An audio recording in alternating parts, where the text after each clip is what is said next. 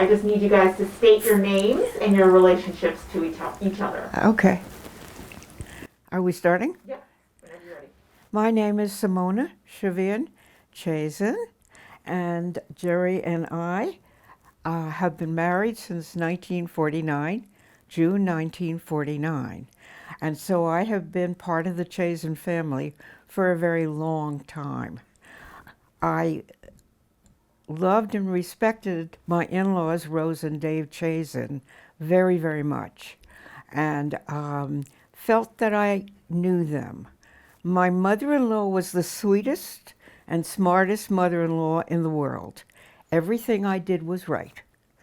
She never criticized, she never disapproved, and we loved each other dearly for all the rest of her life. I loved and respected my father-in-law very much. He was a very smart man, extremely smart, who had not had a chance for education. And if I were to describe what his guiding principle was, is his description of what honor was. My father-in-law, who was born in Shumsk, lost his father when he was 4 and his mother when he was 6.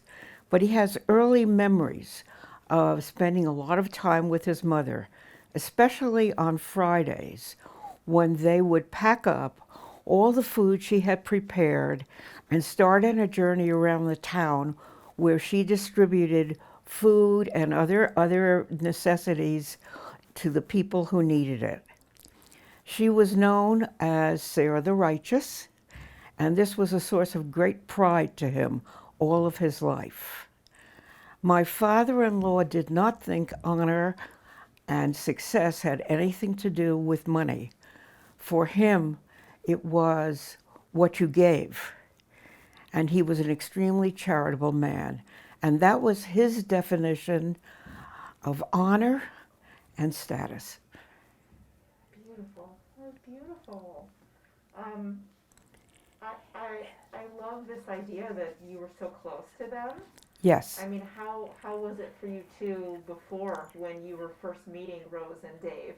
Were you nervous? What was happening there? No, I wasn't nervous, but I have a real memory of that. I have a memory of when we were engaged, which was July 4th, 1948, and it took place in my home in Newark, New Jersey. And when that happened, we spontaneously decided, my parents, Anna and Jack Shivian, and we, to drive up to the country where his parents were spending the summer so that they could meet each other. After my parents met Rose and Dave, they said to me, "You are blessed. You are truly blessed." I have that distinct memory of that. Why do you think they thought that you were blessed? That they were such warm and wonderful and accepting kinds of people. That's amazing. Very, very lucky. Extremely lucky. Did you see any of that in Jerry when you guys first met? Do I see any of their personalities? Absolutely. My father-in-law was a unfailingly cheerful person, had a really optimistic view of life, and I would say that Jerry does too, very much so. And my father-in-law also was very much a can-do person. He came to this country with nothing when he was, Jerry, how old was he? 12 years old. About 12 years old, to live with an older brother. And he didn't have, a very poignant story is, they sent him to school, he was 12 years old, and because he didn't yet know the language, they put him in first grade. He was so humiliated, he never went back. Where was I going with this? You saw a lot of Dave and Jerry. Oh, yeah, and he was a very can-do person. He took his life in his hands and out of nothing created a business and a comfortable life for his family, and a life of giving and honor for himself. That's beautiful. Jerry, would you agree? I would. My dad was very much active in the community. Where we lived and so on, we had a temple that we belonged to, where I was, so many years ago, a bar mitzvah boy myself. That took place in 1940. Wow.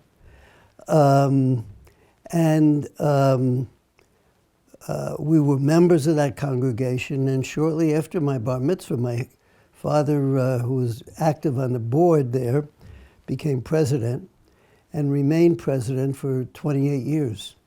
So that was his second life. And he spent an enormous amount of time at the synagogue doing the business of the synagogue. Was he a religious person? I would say not in the normal sense of being religious, but in the sense of someone who lived by the golden rule and things like that. He was a perfectly at home that way. He was a good man, a very good man, and a righteous man as well. And he was very active in the community, any number of things, from the Boy Scouts to the various things that were taking place in the community. He was not only active, but a leader in so many of those things. And I guess a lot of it rubbed off on me. The whole concept of giving back is something I grew up with and kind of accepted. This is the way you do things. And I've tried to follow that myself in my own life, and it's given me a tremendous amount of satisfaction with all the things that we've been able to accomplish. So, yes, the examples were there. My mother as well. My mother was I guess, a stay-at-home mom, you might say. As a matter of fact, when my parents were married in 1920, my mother was working as a designer in the apparel world, and she was actually making more money than my father was. But as happened in those days, once they got married, she quit. And years later, I spoke to her about that. And because somehow, by whatever shift of life circumstances take place, I ended up spending most of my career in the apparel industry. And my mother kind of had this wistful feeling all of her life that, if she stayed in what she was doing, what could she have accomplished? And so I got a big kick out of that. But she was a stay-at-home mom, and she did a good job at that. We talked a little bit about, you said like the second chapter of Dave and Rose's life. Let's talk a little bit about the first chapter. Let's talk about growing up in Chumsk and what life was like, and if you could name some of the siblings and family members to start. Sure.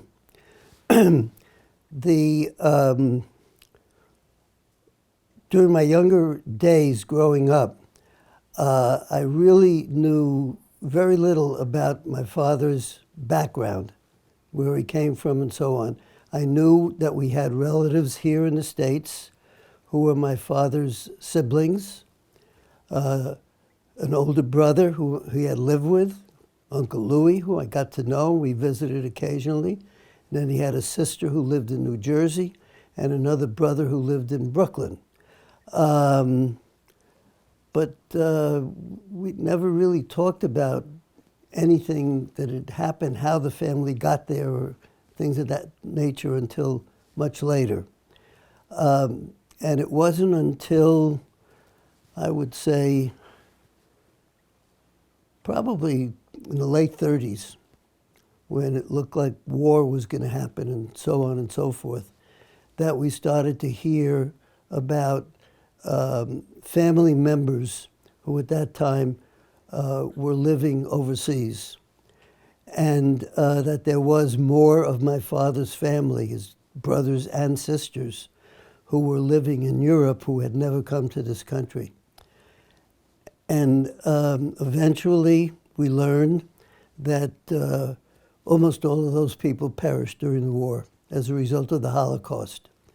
They were killed, depending on the stories that you hear, by the Germans, some people say by the Polish people, some Russian renegades. We don't know for sure, but they all perished.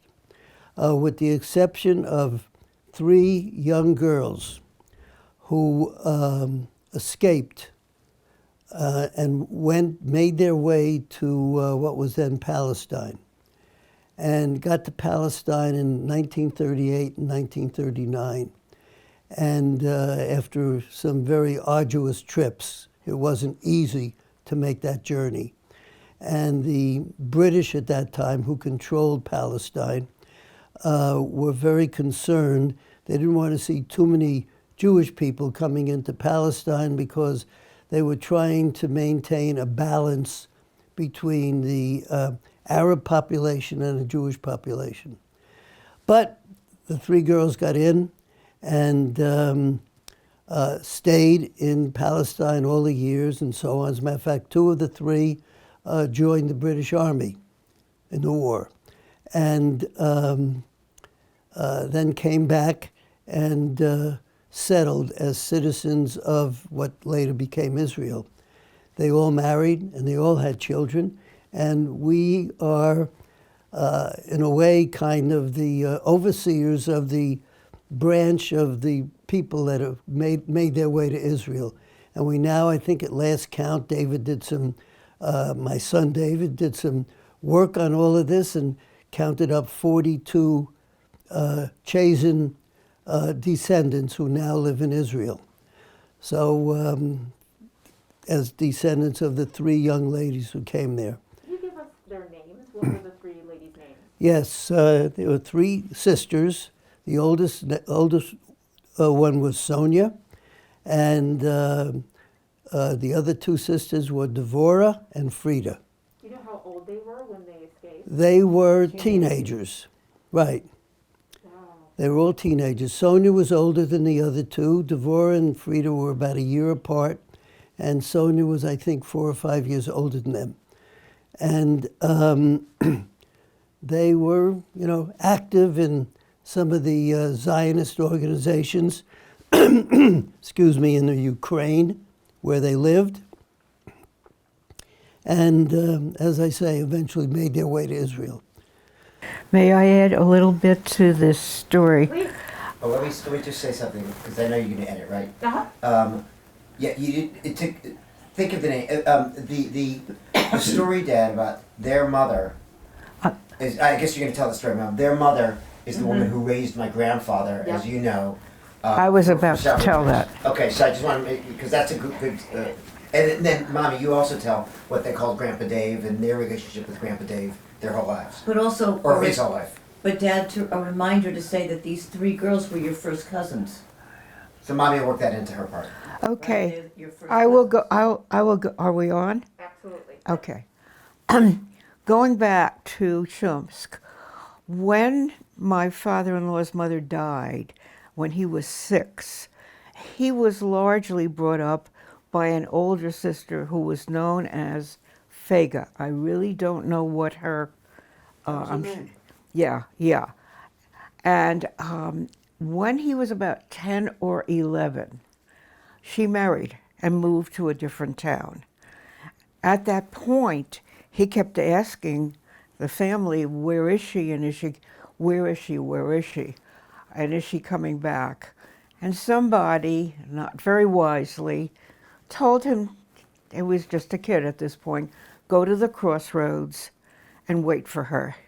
And he looked at me and he said, did you see her? That's how I saw her. She never came. So it was a very sad story to tell. When the 3 girls who escaped to Israel were the daughter of this sister, who had been his second mother. So the relationship was extremely, extremely close. And he discovered them in Israel after the war. He became the father and then the grandfather to their children. And my in-laws went to Israel very often. Jerry, how Numerous times. Yes, very often. And these children considered them their father and their grandfather, etc., etc. So the relationship between the families over all these years and up to this day has been extremely close. David and Kathy are in touch with and speak to and know the contemporary cousins in Israel, and the families are close.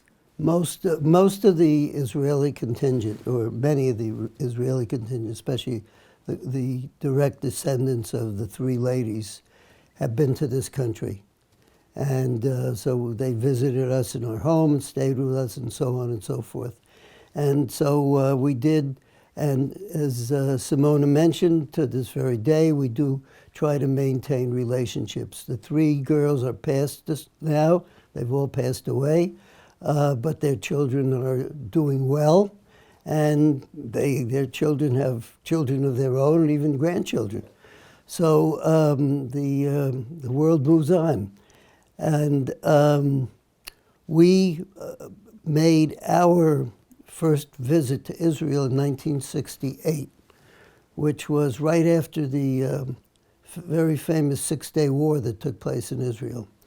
And we there and we saw the Egyptian tanks strewn along the highway where In the Sinai. in the Sinai Peninsula, yes. And we got to meet our relatives for the first time. And my parents had been there before. From that time to this, we've stayed close.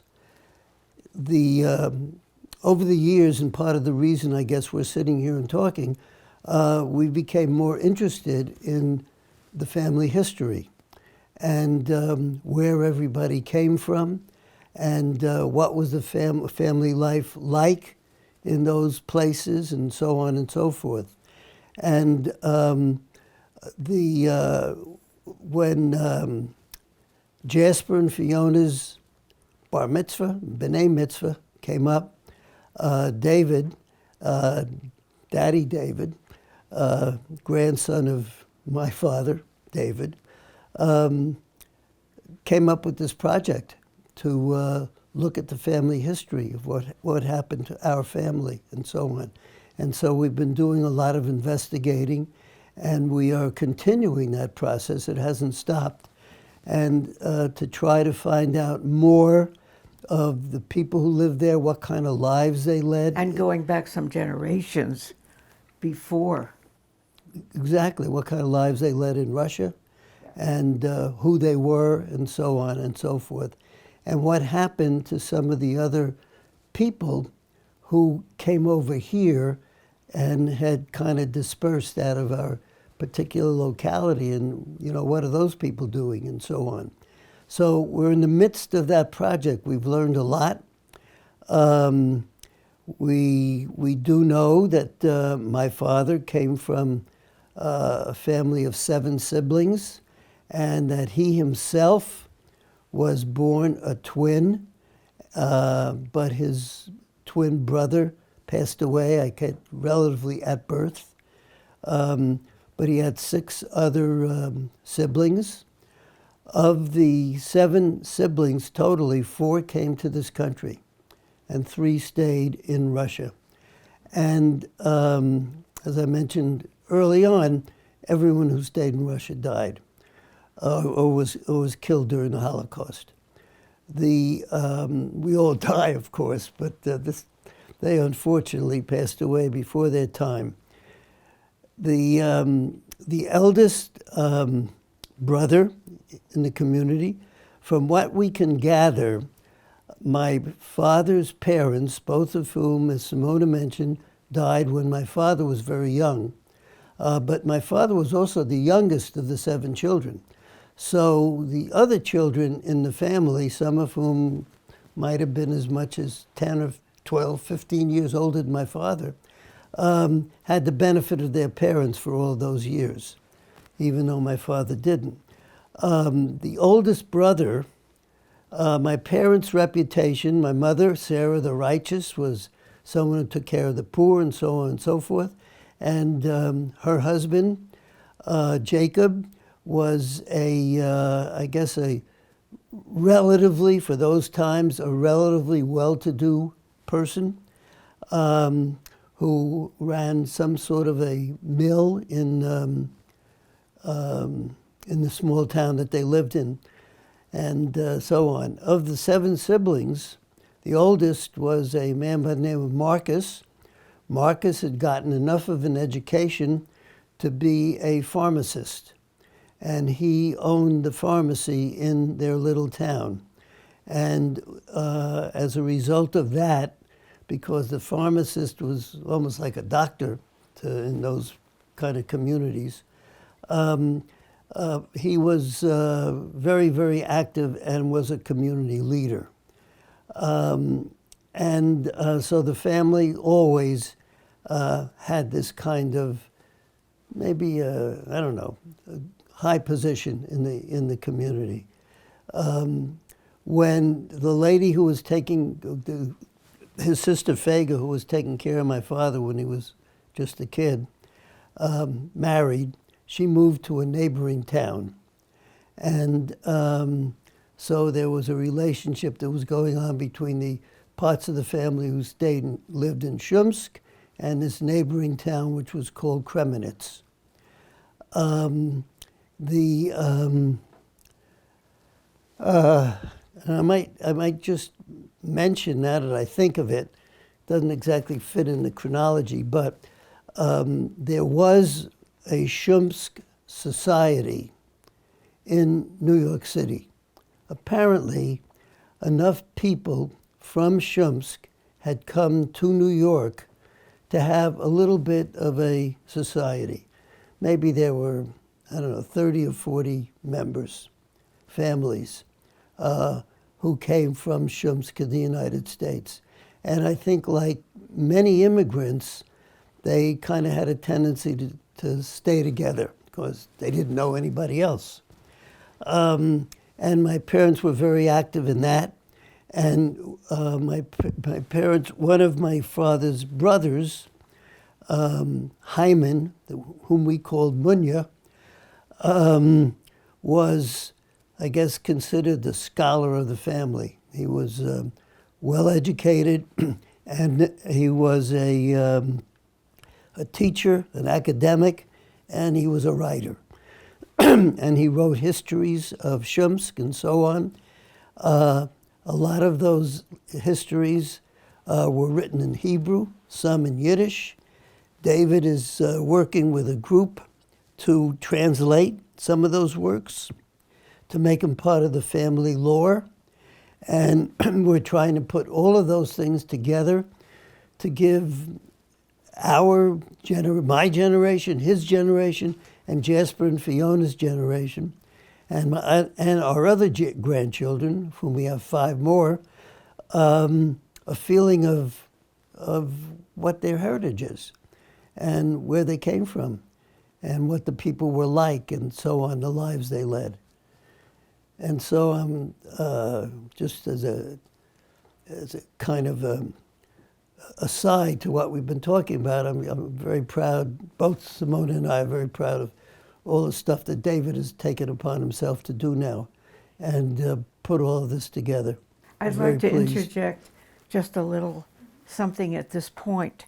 At some point, my father-in-law told me that he wished he had named his son Jerome David after himself. And so when our son David came along, that was the name we chose.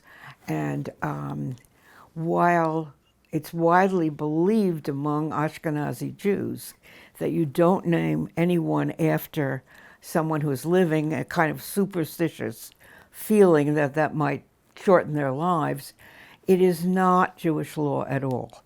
So there was no reason why we couldn't do that. And David, the grandfather, was very close to the boy he called Little David. And David has many, many memories of spending a lot of time with his grandparents. And there was just this very special feeling. And it was really a joy to be able to say to my father-in-law, we're naming our son David. Right. What was his reaction? Pardon? What was his reaction when he found out? Oh, he was thrilled. He was very pleased. He was pleased. Yeah. He was thrilled. Yeah, He wasn't superstitious? not at all. No, not at all. That's great. Yeah. Tell me a little bit about, I'd love for you to name the siblings. We've named some of them, but if you could name all of them, just so we have a clear understanding. And tell me a little bit about Shumsk. Was it a large town, small town, really rural, really populous town? Give me a Yeah. little description of Before it. you talk, let me give you a little data. So Shumsk was primarily a Jewish village, and the non-Jews lived up in the hills. There's about 2,000 or 3,000 Jews in the town, so it's actually not that small. As you know, it was a market town, and so every week there would be, the street was turned into a marketplace, and people would bring stuff from the people who were the agricultural people and the people whatever with the eggs and so forth would bring them down to the town to sell. Also, the pharmacy had an ante-room that he used for meetings of the Jewish community. So our Uncle Marcus, and it was right there, had a room off of the pharmacy that they used for meetings of the local Jewish community. Let me think if I can think of anything else. But it was a little town. It wasn't much of a It's town. the market town. Right. But they also.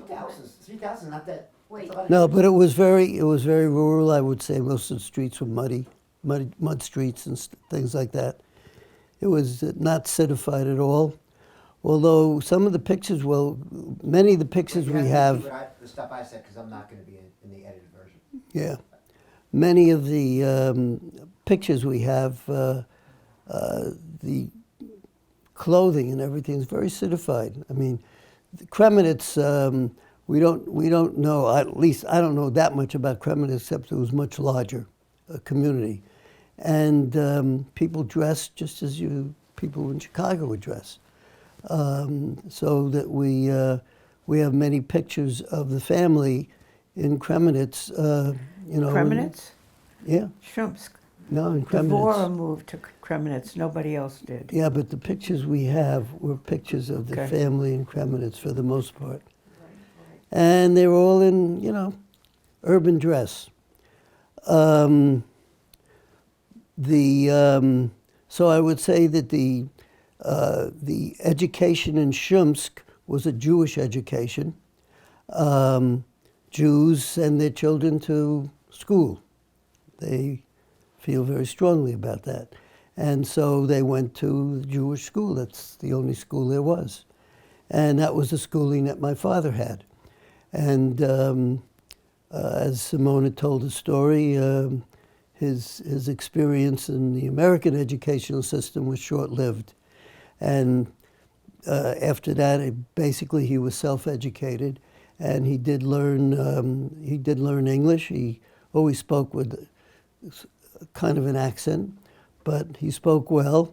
He wrote well, and he was able to, just have this leadership role to so many community affairs. He was an American. He really was. During the years that Jerry says he was unaware really of the family in Europe until just about the end of the 30s, there was active correspondence going between them. That's where the pictures came from. They sent pictures back and forth, and they wrote letters back and forth, and they never lost touch with each other. In fact, Dave's next sister, whose name was Brunya, just somewhere in the late 30s, visited that town and the family in Shumsk. Yes. So tell me a little bit about, I want to understand the historical accuracy of, why Why did your father leave Shumsk? How old was he? Was he with anyone? Where did he know to go? No. You know, he came here. We don't know who he came with. He must have been with somebody, but we don't know that. And I never really had that discussion with him. As a matter of fact, it's interesting that we're doing this kind of little talk here, and hopefully it'll be interesting for our grandchildren to see and see what they can learn from it. But as David started his project and a lot of these questions came up, I felt so, I don't know what the word, frustrated maybe, that I had never spoken to my father about any of these things. And he never kind of opened up on his own. As far as he was concerned, his life started here. So I don't know who brought him over. The chances are it was somebody. He did have a brother, an older brother who was already here, and he went His to name was live. Louis. Yes, he went to live with Louis, and Where did Louis live? Louis lived in the Bronx, and Louis had started out, and he had a scrap iron yard, and that was his business. And he married a woman from a Shumsk family. And he was enough older. His daughter had a daughter, Doris, who was obviously my first cousin, who was, I would say, Doris was probably at least 20 years older than me. Maybe more than that, but at least 20 years older. So she was almost like another generation, although she was my first cousin. So Louis was that much older than my father as well. And Louis was not even the oldest of the children. That was Marcus, who stayed in Shumsk. So my father came over here and lived with him for a while. I don't know what happened during World War I. I know he met my mother right after the end of the war, 1918 or so, 1919 maybe, and then they got married in 1920. And he was not in the scrap iron business, but he had gotten into what in today's world we call the commodities business, where he dealt in commodities but without actually having the product itself, okay? It was only paperwork, and built up a business and did extremely well during the 20s. And I was born in 1927. And at that time, just prior to my birth, my parents had moved to what was then the fanciest new apartment house built in the Bronx. And we had a concierge, and it was kind of a telephone operator who sat there, and you had to go there to get into the building and so on and so forth. I don't know any of this. It's just what I heard later on. And that's where I was born. I was born in the house, not in a hospital. And in 1929, when the crash came, my father lost everything. Not only was he in trouble because of what was going on in the country, but it turned out he had a partner in business, and his partner had been kind of stealing from the business for years. And so the business disappeared. My father at the time, they said, well, you have to go bankrupt. And he said, no, I will never go bankrupt. I will pay back all the money I owe people. And eventually he did do that. And he said of that, I want to be able to use my own name Right, in business for the rest of my life. right. And so by the time I was old enough to have a memory, we no longer lived in that building because we couldn't afford to. We left it and we moved to other places, as a lot of other people did. During those years of the Depression, people moved around almost on an annual basis because they would move to a place that was offering rent concessions for months. You know, move in here and you get 3 months free rent, that kind of thing. And people would take advantage of that. They didn't have very much to move in the first place. So we moved around to different places in the Bronx and eventually ended up in a little nicer building as things got a little bit easier for my father, business-wise. And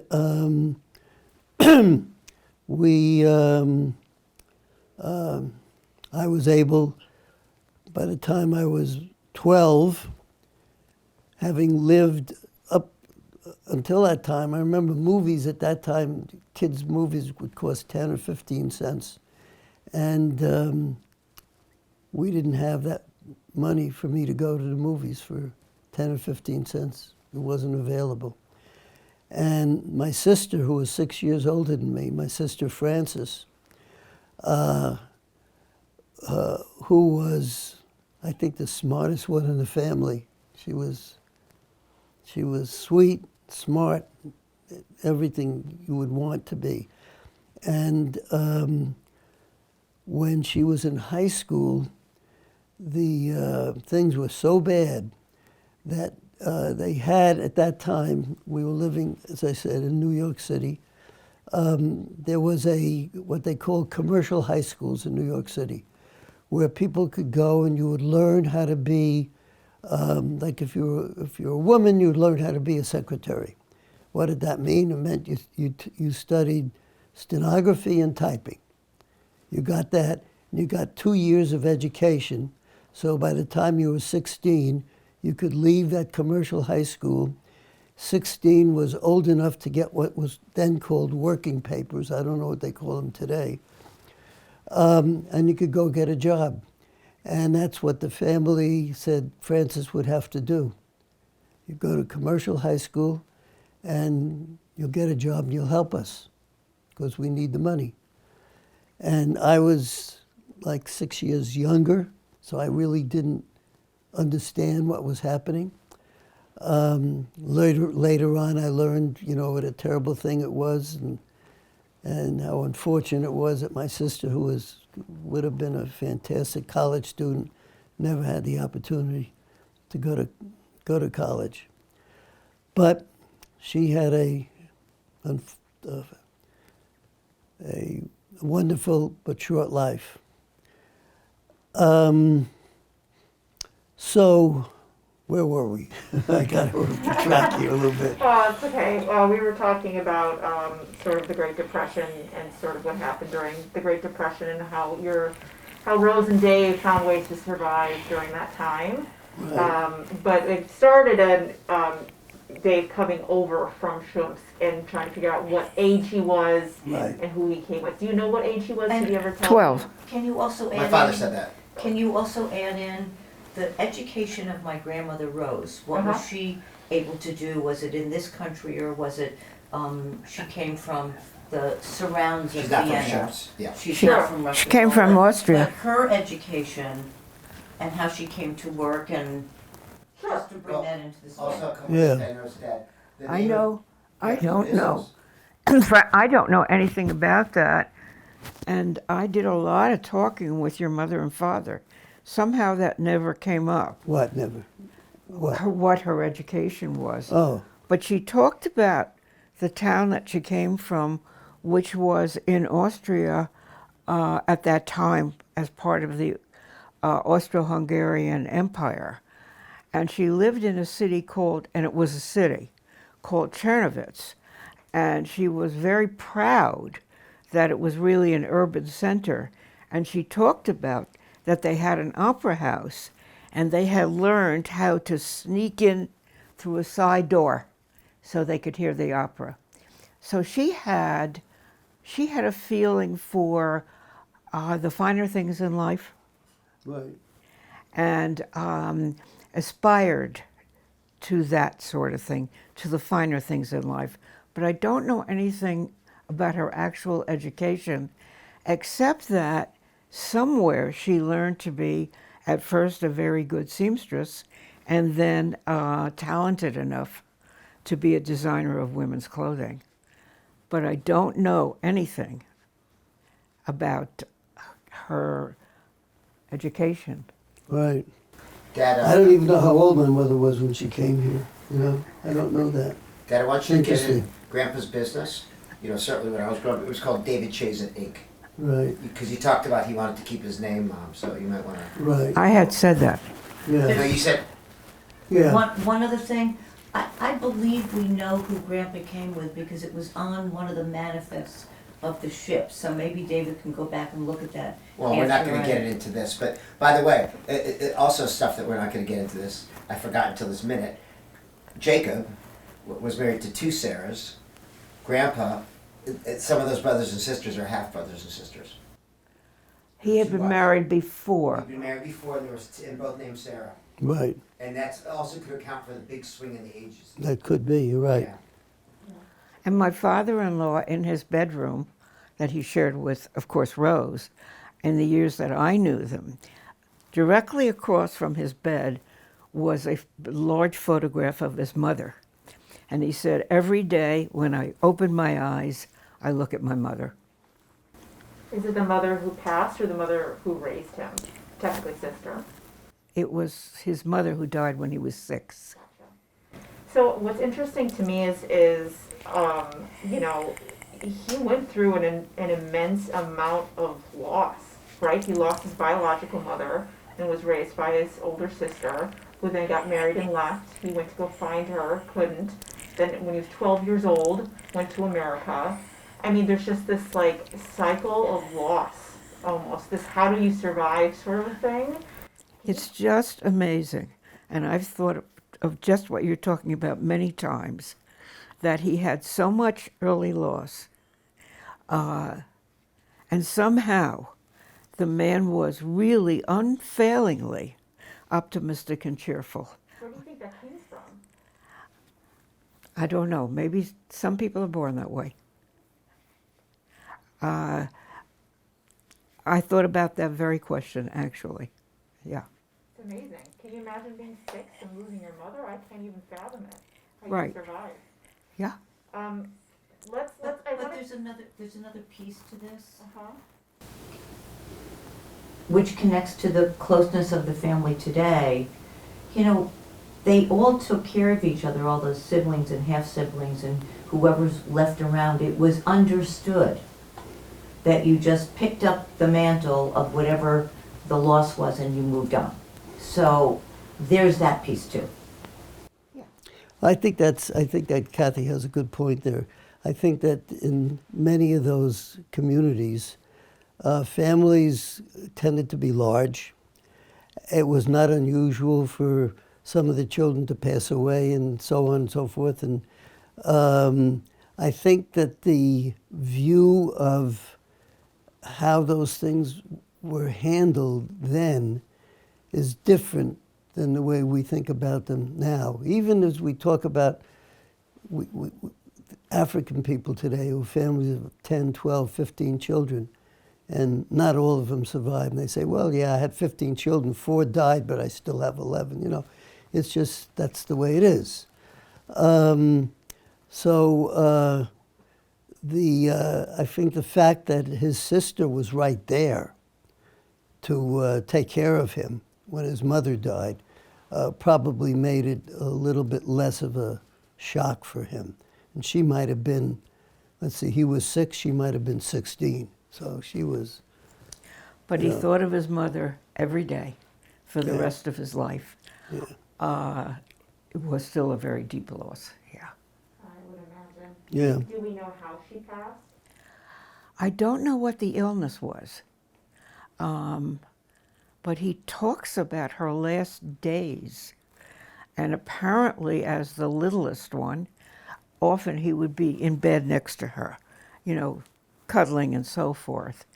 And she became, at some point, quite ill. And he fell asleep in the bed. And they wanted to move him. And this is a story that was told to him, that she said, "No, you don't wake the baby. Don't disturb his sleep." Yeah. No, the story is she knew she was going to die that night. I mean, you've got that in some of the material, David, that we have. She was very ill. But who knows? It could We be. don't know what. I don't know if that's true. And his father, do you know what happened to him? His father died when he was 4, and he has no memories of his father. Yeah. Do we have any photos? Pardon? Yeah, there's photos of the By the way, father. Marcus was born in 1882 as the oldest.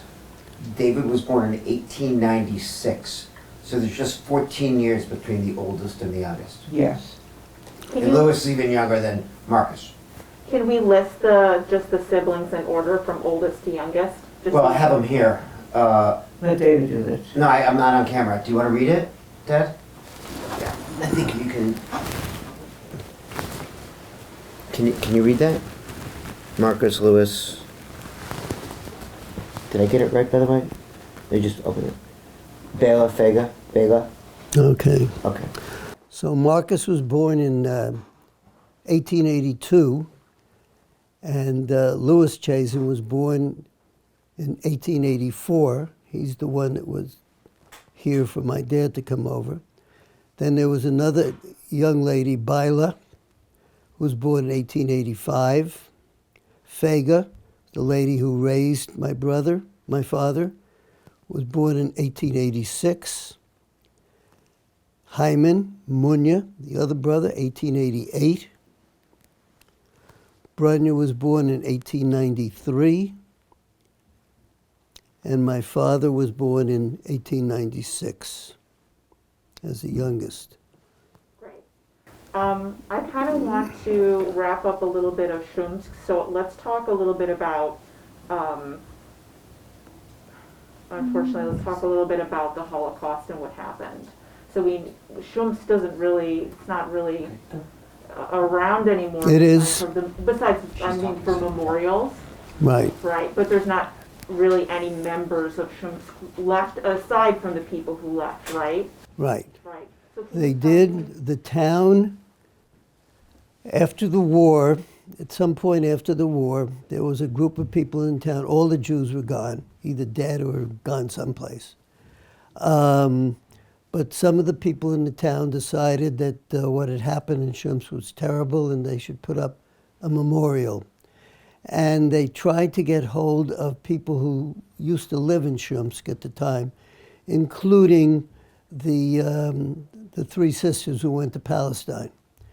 And asked them, said, "We will pay for you to come to Shumsk, and we want you to see this memorial we've set up," and so on and so forth. And Devorah and Sonia, the 2 older sisters, said, no way, we don't want to go back, we're not interested. But the younger one, Frida, did go back.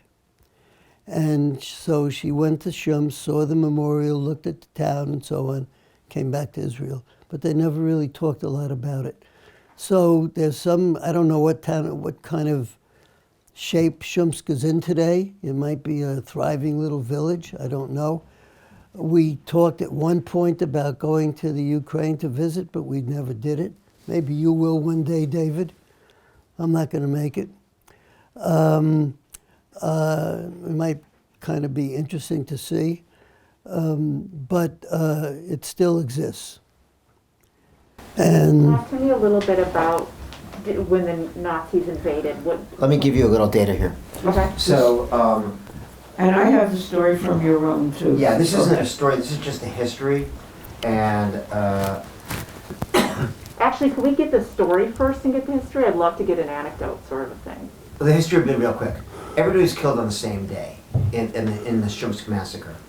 That's what I've read, Deb. They sort of do know. Maybe they don't know who shot the guns, but They said there was at first it was ghettoized. First the Nazis came in, and life got terrible. And then they ghettoized it by building a fence, and then they tried to extract more and more from the ghetto, bigger and bigger taxes. And then finally they came in 1943. I should probably check this while we're here. 1943, and they marched everybody to a pit, and they shot them all, and it was all in one day. And it was about 2,500, the last 2,500 Jews in town, just as the history part, in case you're going to tell that. Shall I talk about it? Sure. Or in the story you wanted to tell too. The son of Devorah, one of the young teenagers who had gone to Israel, is himself an academic at Jerusalem University, and he was very interested in knowing the family history. And we were visiting there, and we have been told this story that it was a giant pit was dug, and they lined up the Jews around, and they, shot them. And the story we were told was that Marcus saw his children killed.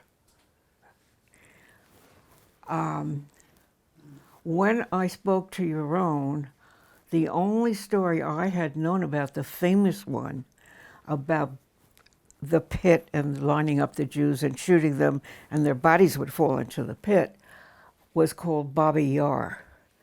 And that was a pretty famous massacre. And I said to him, was it like Babi Yar? He said it was exactly like Babi Yar. And that's what we know about how they all died. It was 1942 when they all died. Yeah. Devorah. That's why we're not sure whether it's Russians or Germans. Yeah. No, it was the Germans. How do we know that Marcus saw his children die? From the few people who survived. A couple There were of- accounts afterward. Yeah. Talk to me a little bit about, did Dave ever mention anything about that family, or it seems like he sort of closed that chapter and wanted to start a new one because his life He was closed moving the forward? chapter when? He Yes. came to America. I Um, think there was communication, right? I don't really think that's so. I think maybe, Jerry, as a kid, you were not aware of it. But according to Dave, there was always communication and a closeness with the three siblings and their families who had stayed there. As I mentioned, that's where the photographs came from. They would write back and forth, and they would send pictures. So even though perhaps he didn't talk to you about it, they were always in close communication. He didn't close a chapter. When, in 1942, did he get word of what had happened in Shum? That's unclear to me. I don't think they knew right away. Sure. I don't think they knew what had happened to the family right away. I think when the war started, communication became impossible. Yeah. Couldn't write letters, those, Right. those things. David, do you know anything about that? About what? How after the massacre? No, I don't have no idea when they found No, out. no, I don't either. Right. Yeah. Yeah. Right. So, if you want to tell the story, the Germans came in, they enacted laws, they made Jewish people sew stars on their clothing, just like in other places. It went through that whole cycle. In case you want to mention what the Holocaust was like in Shums. Shall I do that? Sure. I also don't want to forget Grandma Rose. No, I do As want part finish of the- this. I'm just She- trying to wrap right. up the Shum's chapter so we can move on to that. Okay, as we had learned, this was part of the German march across the Ukraine and Poland and something before the concentration camps.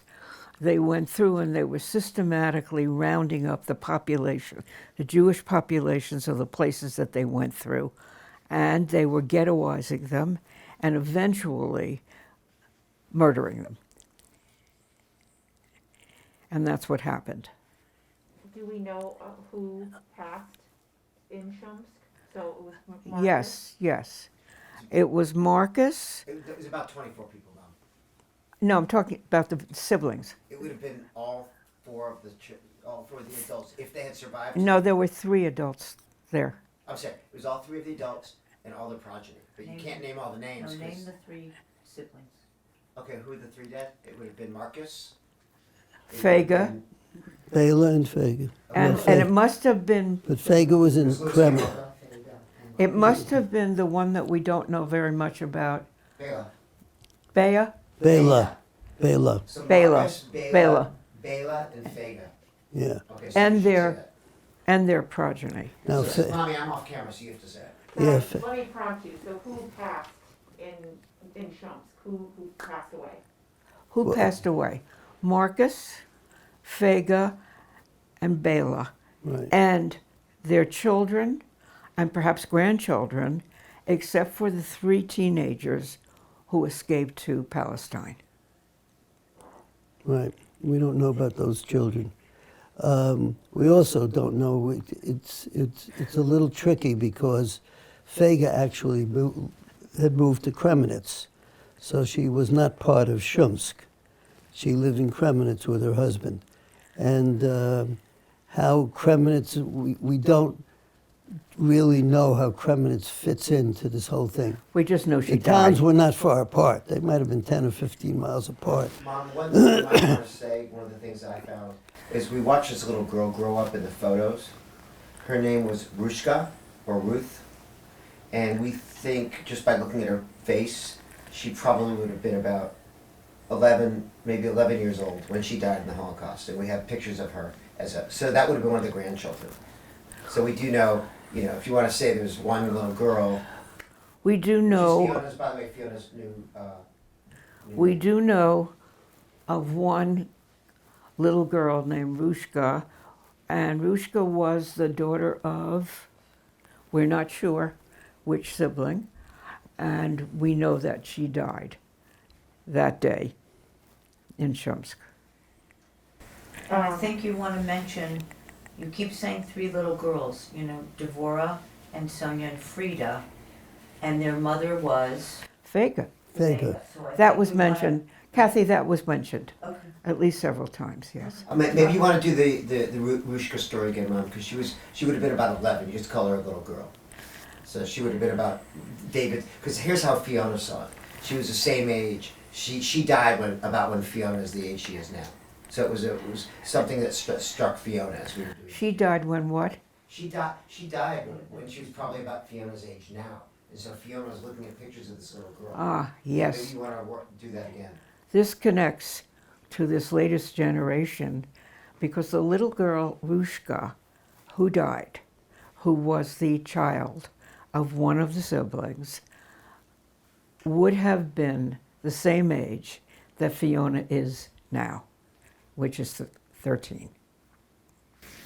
I can't imagine losing a life like that, especially at that age. Right? Yeah. Yeah. Uh-huh. So I just want to interject one thing, and I don't know if you want to include this as just more anecdotal. The 3 sisters who made their way to Palestine, so my husband and I, our family has gone to Israel regularly many times over the years, and many times while they were still alive. And Frida said to me, I'm going to say, it's got to be at least 10 years ago, at least 10, maybe more, maybe 15 years ago. They had a couple of very old photo albums that they brought with them, I think, when they came to Palestine. So there were all these pictures from the 30s and before, the 20s and the 30s. And she would regularly, when we were there, she would always take out the albums and flip through the pages. And you can imagine, get very, very upset as she was flipping through the pages. And she said to me more than once that there were more than 200 family members that perished between Kremenetz and Shumsk. Now, we can't verify that, but this is what she said to me many times, so I don't, Do you want to tell that story? And I'm Mama? sure she was Yes, I will. including first cousins, second cousins, Sure, third sure. cousins, the large extended family. How many people? She said 200. According to Frida, who's one of the sisters who came to Palestine as a teenager, when our family visited over the years, she would take out photo albums from the 20s and 30s and leaf through the pages and remember and cry. And she said that over 400, 200. 200 members of the family, that included, I'm sure, cousins that we didn't know about and great aunts and uncles and so forth, perished between Kremenetz and Shumsk.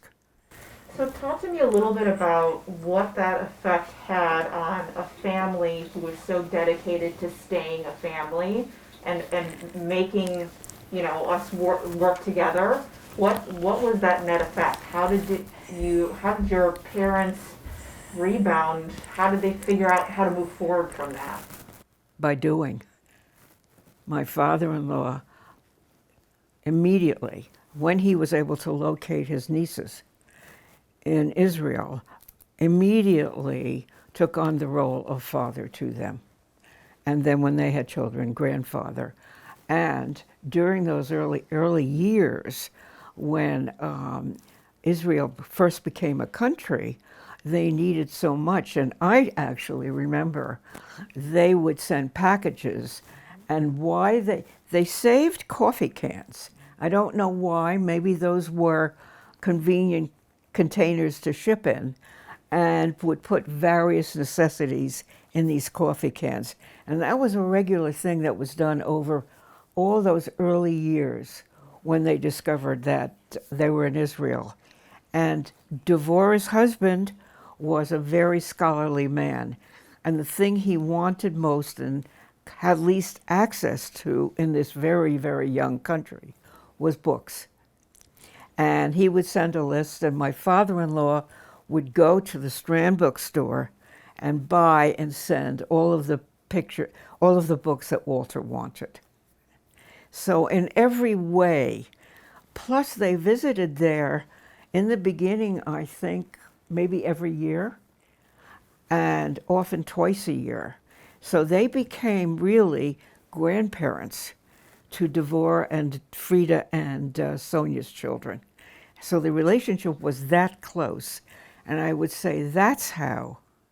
I don't know how his sister or brother acted, but that was what he did. Dad, do you think, a couple things, do you think maybe Grandpa felt a little remiss, which is I think the word you were looking for before, or guilty or sad that he didn't stay, wasn't able to do more for the European family, and wanted to make it up to the Israeli family? No. That's the first thing. It had to do with that they all died. Second thing is discussing what life was like for the people in Israel, in the early days of Israel. You're gonna have to get you understand? So you're gonna have to. They need to find a place for you because you're in the shop. Where would you like him to go? You can go behind you in that corner, maybe. Can you, yeah, if you can get him out. Okay, you can come around me. Come Ross. around, Uncle. Ross, no, you can go right there. Just stand right there. The Mom, I think it's important. One of the things, well, we talk about the family that survived. I think the story of courage rests with the Israel family and what they had to create for themselves. Absolutely. Not the American family, but also the fact that they had so little. And by the way, Kathy and Louise remember packing, or with Grandma Rose I remember packing. packing the coffee cans with pantyhose and tubes of toothpaste. Toothpaste, bars of soap, Pantyhose? coffee. Coffee was very hard to get. So I remember coffee, I remember bars of soap, I remember tubes of pantyhose. toothpaste. Those are the things that I remember were very difficult to get in Israel But- in those years. This would have been in the 60s, the Yeah. early 60s. Very But they difficult probably to did it get. before too. There were so many chock full of nuts coffee cans. But yeah. But it was so they got there in 1939, and we're talking now 20 years later. And so Israel was Israel became a state in 49. no, but they got there in 39. And Yes. But I'm saying, and maybe you didn't get in touch with them until 49, after the war. But whatever. What I want you to think about is that we were there, or our family was there for our Israeli cousins who were very capable people, but they were just trying to build a state out of nothing. And so we were doing our little part. They were doing the heavy lifting, but they weren't. David. A charity case. Let me just finish. This is for you to think about. They weren't a charity case, even if we were supporting them. They weren't charity cases. They were educated people, blah blah blah, trying to build a society. They're the courageous ones, but we were doing our part. Okay, David, in the years that you're talking about from 39 to, say, the end of the war, the 30s was a depression here, and people here had very, very little. It wasn't that they were living in luxury, and how about those poor people in Europe? For all I know, I don't know what they had in Europe, but I do know those were the years when Francis couldn't go to and couldn't take an academic program in high school because the family was too poor to allow that to be. So as far as the coffee cans go, it was you guys packing them? Well, Okay. we were just, we were obviously visiting our grandparents that day. Sure. And the packing was a process that didn't go on one day, it went on many days. Sure. There was a big box that they were filling. And Sure. again So and little by again, little. they would send Right. one, 3 months later they'd send another. That's right. And so Yeah. forth. That's Yeah. right. So really quick- And it was based on what the need was. So Sure. maybe one time we were packing a lot of toothpaste and the next time we were packing toilet paper. Sure, you but know. I want to just make clear, if you guys were a part of that as well, if it was you, because if it was just you guys, I would rather have you tell that story on camera than have them tell that story. Okay. I'm sure they were right there, we were young. We were maybe 8 or 9 or 10 and my sister I would can have been I can tell a it little from younger. okay. During the years when Israel was very young, and Israel started in 49, they had very little in the way of material goods. And for many, many years, the family here would send packages. My children, Kathy and Louise in particular, remember visiting their grandparents and watching them pack coffee cans full of toothpaste and bars of soap and other small necessities. And they would save these and send them in packages. But they actually remember watching them pack up these coffee cans to go to Israel. Tell me, how close was Dave and sort of the American family with the overseas family? As I understand it, they were in very close communion. And there was letters written back and forth and many photos sent back and forth. And that's where we have some of the photos from. And in fact, Dvorah, in speaking with in a video that we did of her near the end of her life, said that when they were in Europe in the 30s in the hard times, Dave would send them money, and they were so touched because they knew that he was having such a hard time himself. So the families were always close and always had the feeling of taking care of one another. Beautiful. I think that's a great ending for that. I think we can get a lot more from the perspective of family in Israel right now. Later. Yep. So I want to talk a little bit about your young life, and tell me about how many siblings do you have, and how are you all related, and age difference and stuff. Well, as I mentioned before, I had one sister who was 6 years older than me and who unfortunately passed away at the age of, I guess it was 36. 34. And she had some kind of fibrosis, which at that time they didn't have drugs for. Today, probably, if it happened today, she might still be alive. But at any rate, so it was a tight family. We had always lived, from the time I can remember as a child, we had always lived very close to my mother's sister and her husband and her 2 children. That was my Aunt Jean. And her 2 kids, Rhoda and Edith.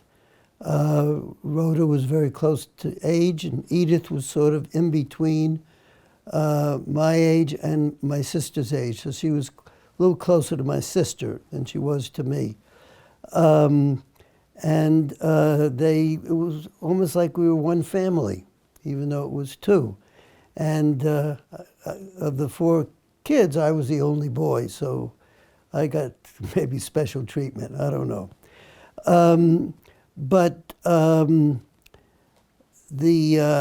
As I mentioned, it was tough during the Depression and tough for everybody, but we helped out. We did what we had to do. Again, I was not conscious, really, of missing anything. The kids that I played with in the streets were all in the same kind of economic, I guess, position as I was. It's not that, there were all these rich people around here. We were the poor ones. We were, I didn't think of us as being poor. I just thought we were like everybody else. And grew up with what I would say was a, happy childhood. Without maybe really understanding how tough things might have been. And maybe it was really a struggle to pay the rent every month. I don't know. I never felt that. Do you have any funny stories between you and your sister that you could retell from when you were very young? She lived in a different world than I did. I mean, we were brother and sister, but we didn't have the same friends. 6 years at those age Yeah. is a long time. Long time. But she must have taken care of you at points or something, or helped you, no? I don't know. Maybe. Don't Maybe. remember. We shared a bedroom. That I know. We lived in a 2-bedroom apartment. My sister and I shared a bedroom.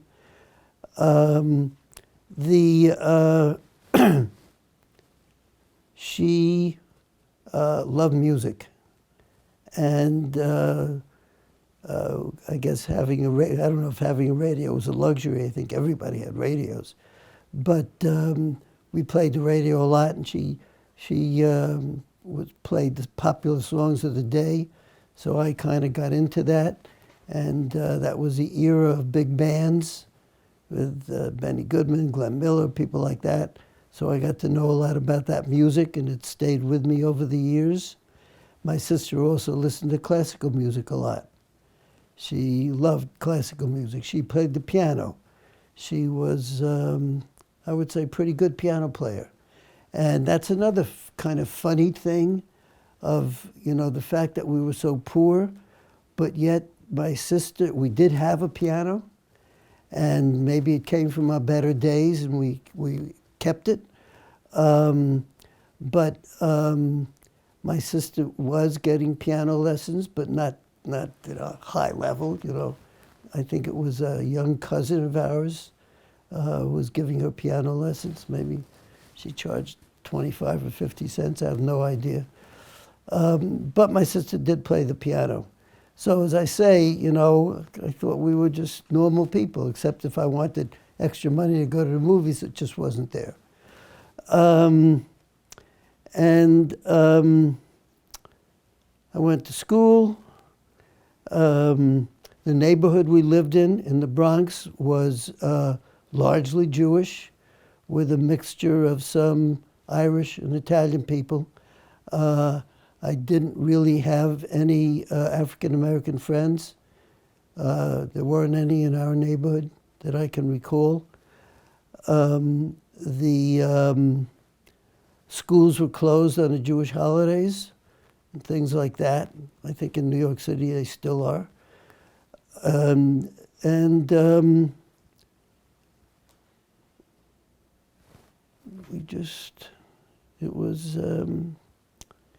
we had neighborhood clubs, we called them.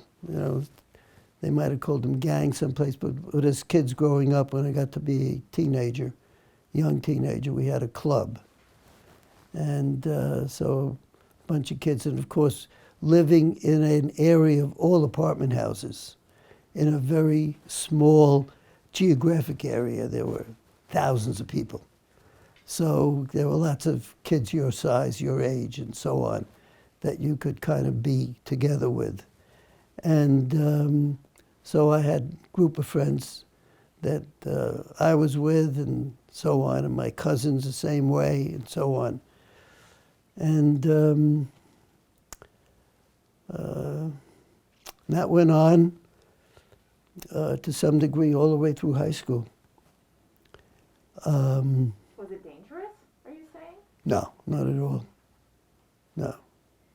No, They were these were not, elaborate? they weren't those kind of, it was all basically athletic stuff, you know. Gotcha. We played different games in the street. Stickball was a very competitive game.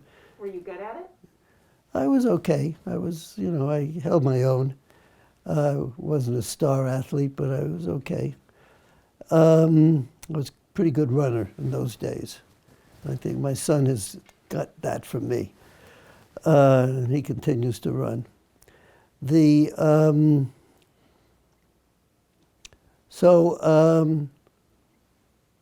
I'd say by and large it was a happy childhood. And I went to an exam high school, which was I didn't know that it was so difficult to get into, but I was accepted, and I did go to that high school. And it turned out to be an interesting experience for me, meeting a lot of people much smarter than me. And I was always a smart kid in school. Then I was all of a sudden in a school where everybody was smart, which was kind of interesting, an interesting experience. And does something to the ego when that happens. But it was nice, and things had gotten better economically for my family. And the Second World War had a lot to do with changing things. My father at that time had sort of expanded his activities and was gotten involved in the steam boiler and boiler business, which was I mean, especially right after World War II, you know, so many people had so many problems with heating things during the war, and there was no way to get any of them fixed. So after the war, as soon as stuff became available, it was a very, very important business to be in. My father, I guess, took advantage of that. And he largely, he did large buildings like schools and public Right. buildings. Right. I was never interested in the kind of thing that he did. He, at one point, wanted me to seriously become an engineer. He said, my business needs those letters in it. And he said, there are jobs I can't bid on because I don't have the letters next to my name. And I said, I just don't like it. This is not my thing. And he never bugged me a lot. It was sort of what happened. And then I was fortunate enough, again, as a break in the world that I lived in then, I went away to college, which was almost unheard of back then, at least in my immediate area. And I went far away to the University of Wisconsin in this Midwest, I don't know what you would call it then, the wild Midwest, the Wild West. And which is where I met Simona, and who had, I guess, taken the same kind of a trip from New Jersey all the way to the Wild West of Madison. And we both met out there and eventually got married, and we've been married ever since. So I do want to go back at one point, but since we're here, let's just keep talking about it. Tell me about the first moment you saw Simona. The first moment? Well, I can talk about tell our Daddy about the first moment that he saw you. Yeah. I can tell you about the first date we ever had. Let's hear it. And I met Jerry because in the beginning of my sophomore year, I was walking down the street in Madison, Wisconsin, and someone was calling Simona, Simona. And it turned out to be a boy I'd gone to high school with in Newark, New Jersey. And he said to me, it's great to see you. Are there any talented, beautiful, unbelievable girls living in the house you live in? Because I'd like to meet this person. And I said, as a matter of fact, there is one. And I introduced him to a girl named Muriel, and they dated. And about a month later, he called me and he said, one good turn deserves another. I would like you to meet my roommate. And the first time that we met was, we had a date. It wasn't actually a date, I guess. I attended an event that Jerry produced at school, which was called the Jazz Record Hour. We have always been interested in jazz. And that was actually the first date. And he would play records and talk about the artists and talk about the music. And after that, we started dating. And that was the very beginning of our jazz life together, which has gone on all these years. We've been great jazz fans. Tell me, what was your impression of him when you first met him? Thought he was cute. But like a lot of girls who were away at college, I had this boyfriend back at home. So I wasn't thinking in terms of a boyfriend or anything. I met him, we dated. I don't think you were thinking in terms of a girlfriend. You had just returned from the Navy, and we were just having fun. Scandalous. Yeah. Wow. Jerry, what did you think of this girl? Well, we were kind of young, okay? Even though I'd been in the Navy and so on, I was only 19 years old. When I came back to school, I started in Madison. I was barely 16. And I did some college, and I got drafted, then I came back, and so on. And You weren't drafted, you volunteered. I was drafted. No, you said you were drafted, but right before the draft, then you volunteered, so you could be in the Oh, Navy, okay. right? Maybe you were drafted in a Right, sense. right. At any rate, I was in the Navy. And and I got back to school, and how did I feel about meeting Simona? Yeah. You're like, hey, she's pretty cute. She Yeah, likes jazz. yeah. No, I think one of the things that appealed to me about Simona, aside from everything, she seemed to be intelligent, and I liked that. I mean, I had met a lot of young ladies that I didn't think were so smart, and it was difficult talking to them or anything. But Simona seemed to maybe be a pretty smart kid. And one of the things she did early on in our dating life is she used to quote poetry a lot. And write it. And she also was writing poems. Right. And would recite these poems that she'd written. And I thought that was cool. Wow, someone who writes poems, you know, that's pretty special. And she hasn't written any since we got married. And I said, Not what true. happened to all those poems? Not true. Right, Mark is gone, huh? What happened? exactly, exactly. I've written them. They're in So, drawers somewhere. They're in drawers somewhere, Right. right. Can you talk a And- little bit about the Navy days? So you were 16 when you went to the Navy? No, I was 18.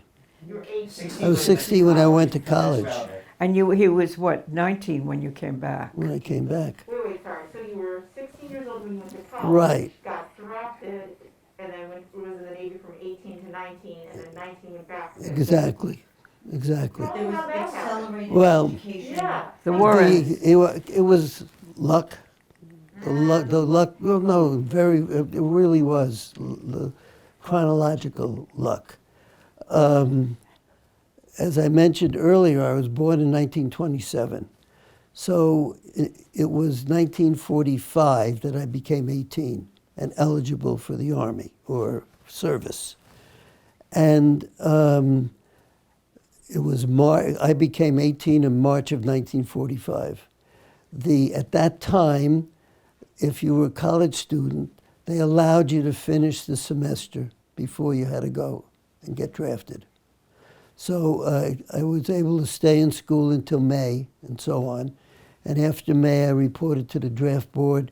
And in June, I entered the Navy. What I had done in between that time, I was told that the Navy offered a particular program where they would send you to school to become a radio technician. And you had to take a test and see if your aptitude would qualify you, and so on and so forth. And I did that, and I passed the test, and I got some sort of certificate from the Navy, so that when I got to the draft board, and they were about to say, you're going into the infantry.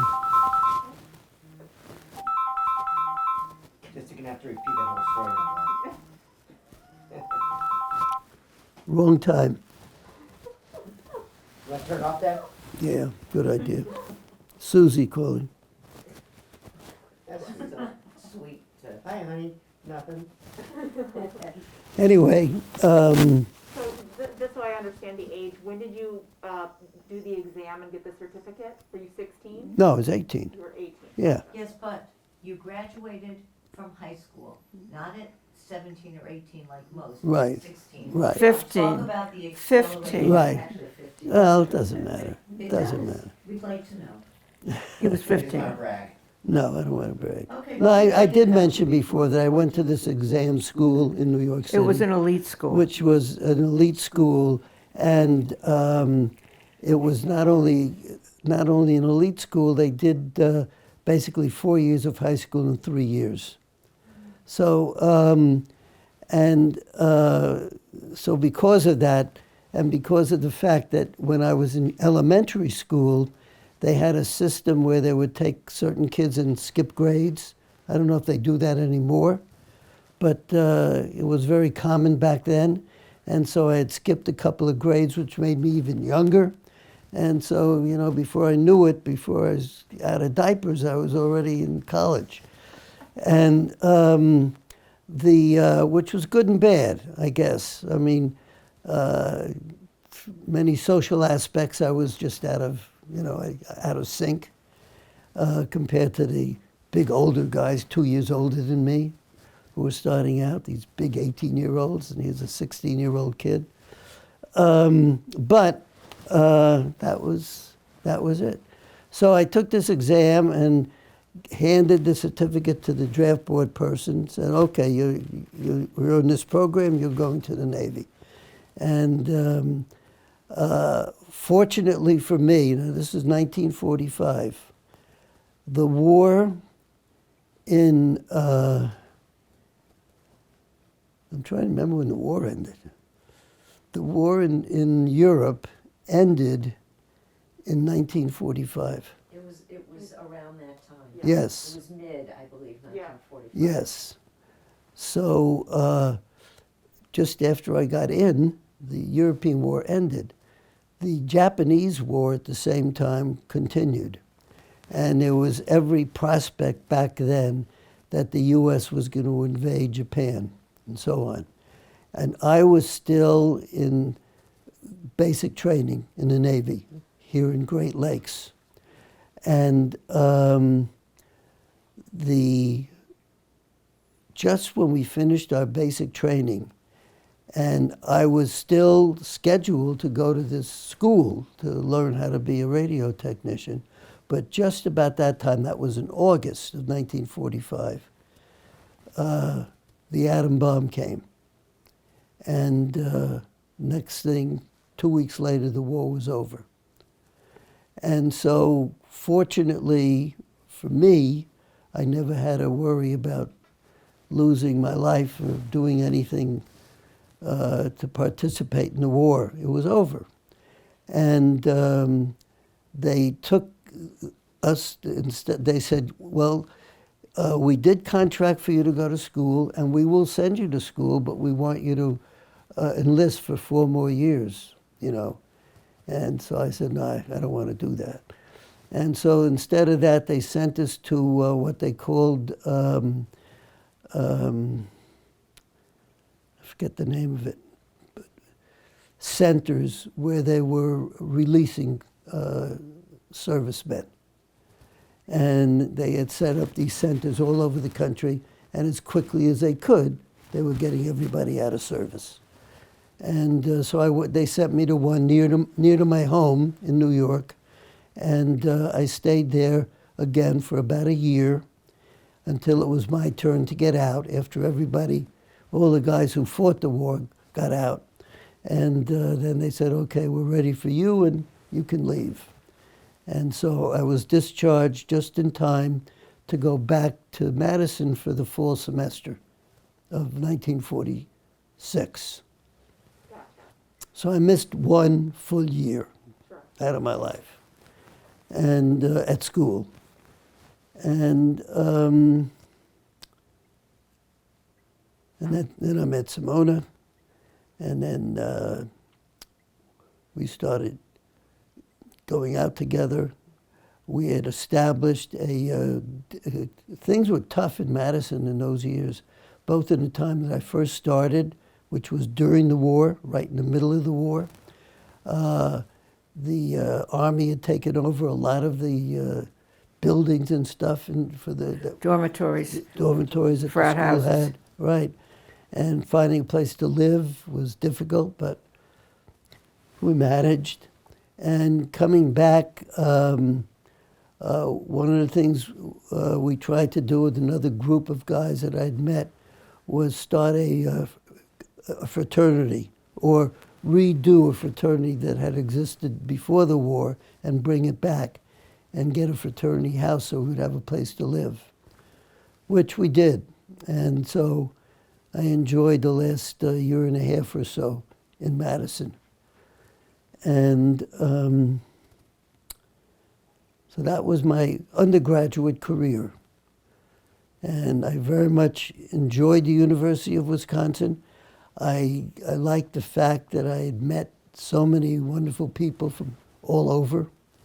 I developed what I call for myself a little bit of the Midwest ethic, which is a little bit different in other parts of the country. I still feel strongly about it. My kids have grown up with it because it was part of my being and Simona's.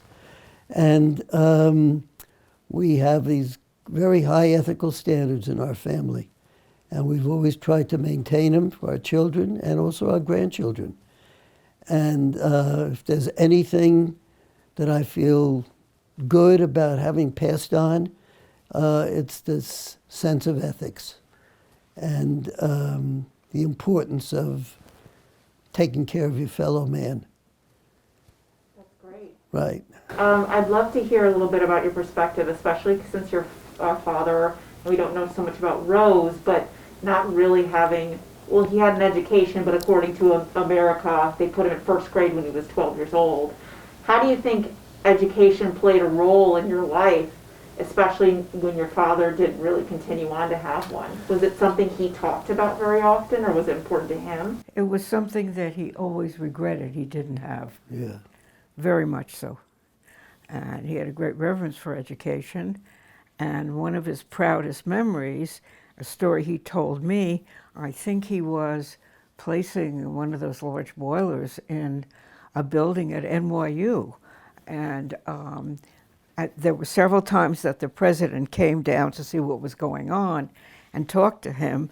And one of his proudest memories was he remembered the president said to him, "Dave, you're as smart as any of my professors." Yeah. Hey, Mom, something about Grandpa that you used to talk about that you didn't mention, and if you want to talk about sort of the softer side of Grandma Rose and Grandpa Dave, but you always used to say Grandpa Dave would like grab a door jamb and do pull-ups. Oh, when I And that he was first, very strong. yeah. Do you have a When good story about Grandma Rosie like that? Something you can say? well, I was Or what cooking or entertaining? my father-in-law was physically very strong, and when I first met him, he would grab the top of a door jamb and pull himself up, and he was just physically a very, very strong man. Yeah. He was the softer side. He was a very loving man, and he never really called me by my name. He called me baby. And that was his name for me. And I always found him very, very interesting. And that's why I know so many stories, because I asked him so many questions. And he told me a lot of stories about his early life, and mostly about his early life. Do you have any favorite stories you can remember that really stuck out to you when he told you them? I think I told him in the beginning his story of how he felt about his mother and honor, the story about how his sister did not come to the crossroads, the story about what it was like to be 12 years old and be laughed at by the kids in the first grade, the story that of being so proud of being respected by the president of NYU. He loved children, he loved people. And my father-in-law did something that nobody I ever knew did. He would get silver dollars and carry them around. And if he liked you, he would give you a silver dollar for luck. So there were still all kinds of people out there carrying around the silver dollar that Dave Chazen gave them somewhere in their childhood. What a unique story. Yeah. I would remember that if someone did that to me for sure. What about Rose? Can we talk a little bit about Rose? What was your impression of her? What was your mother like? She was,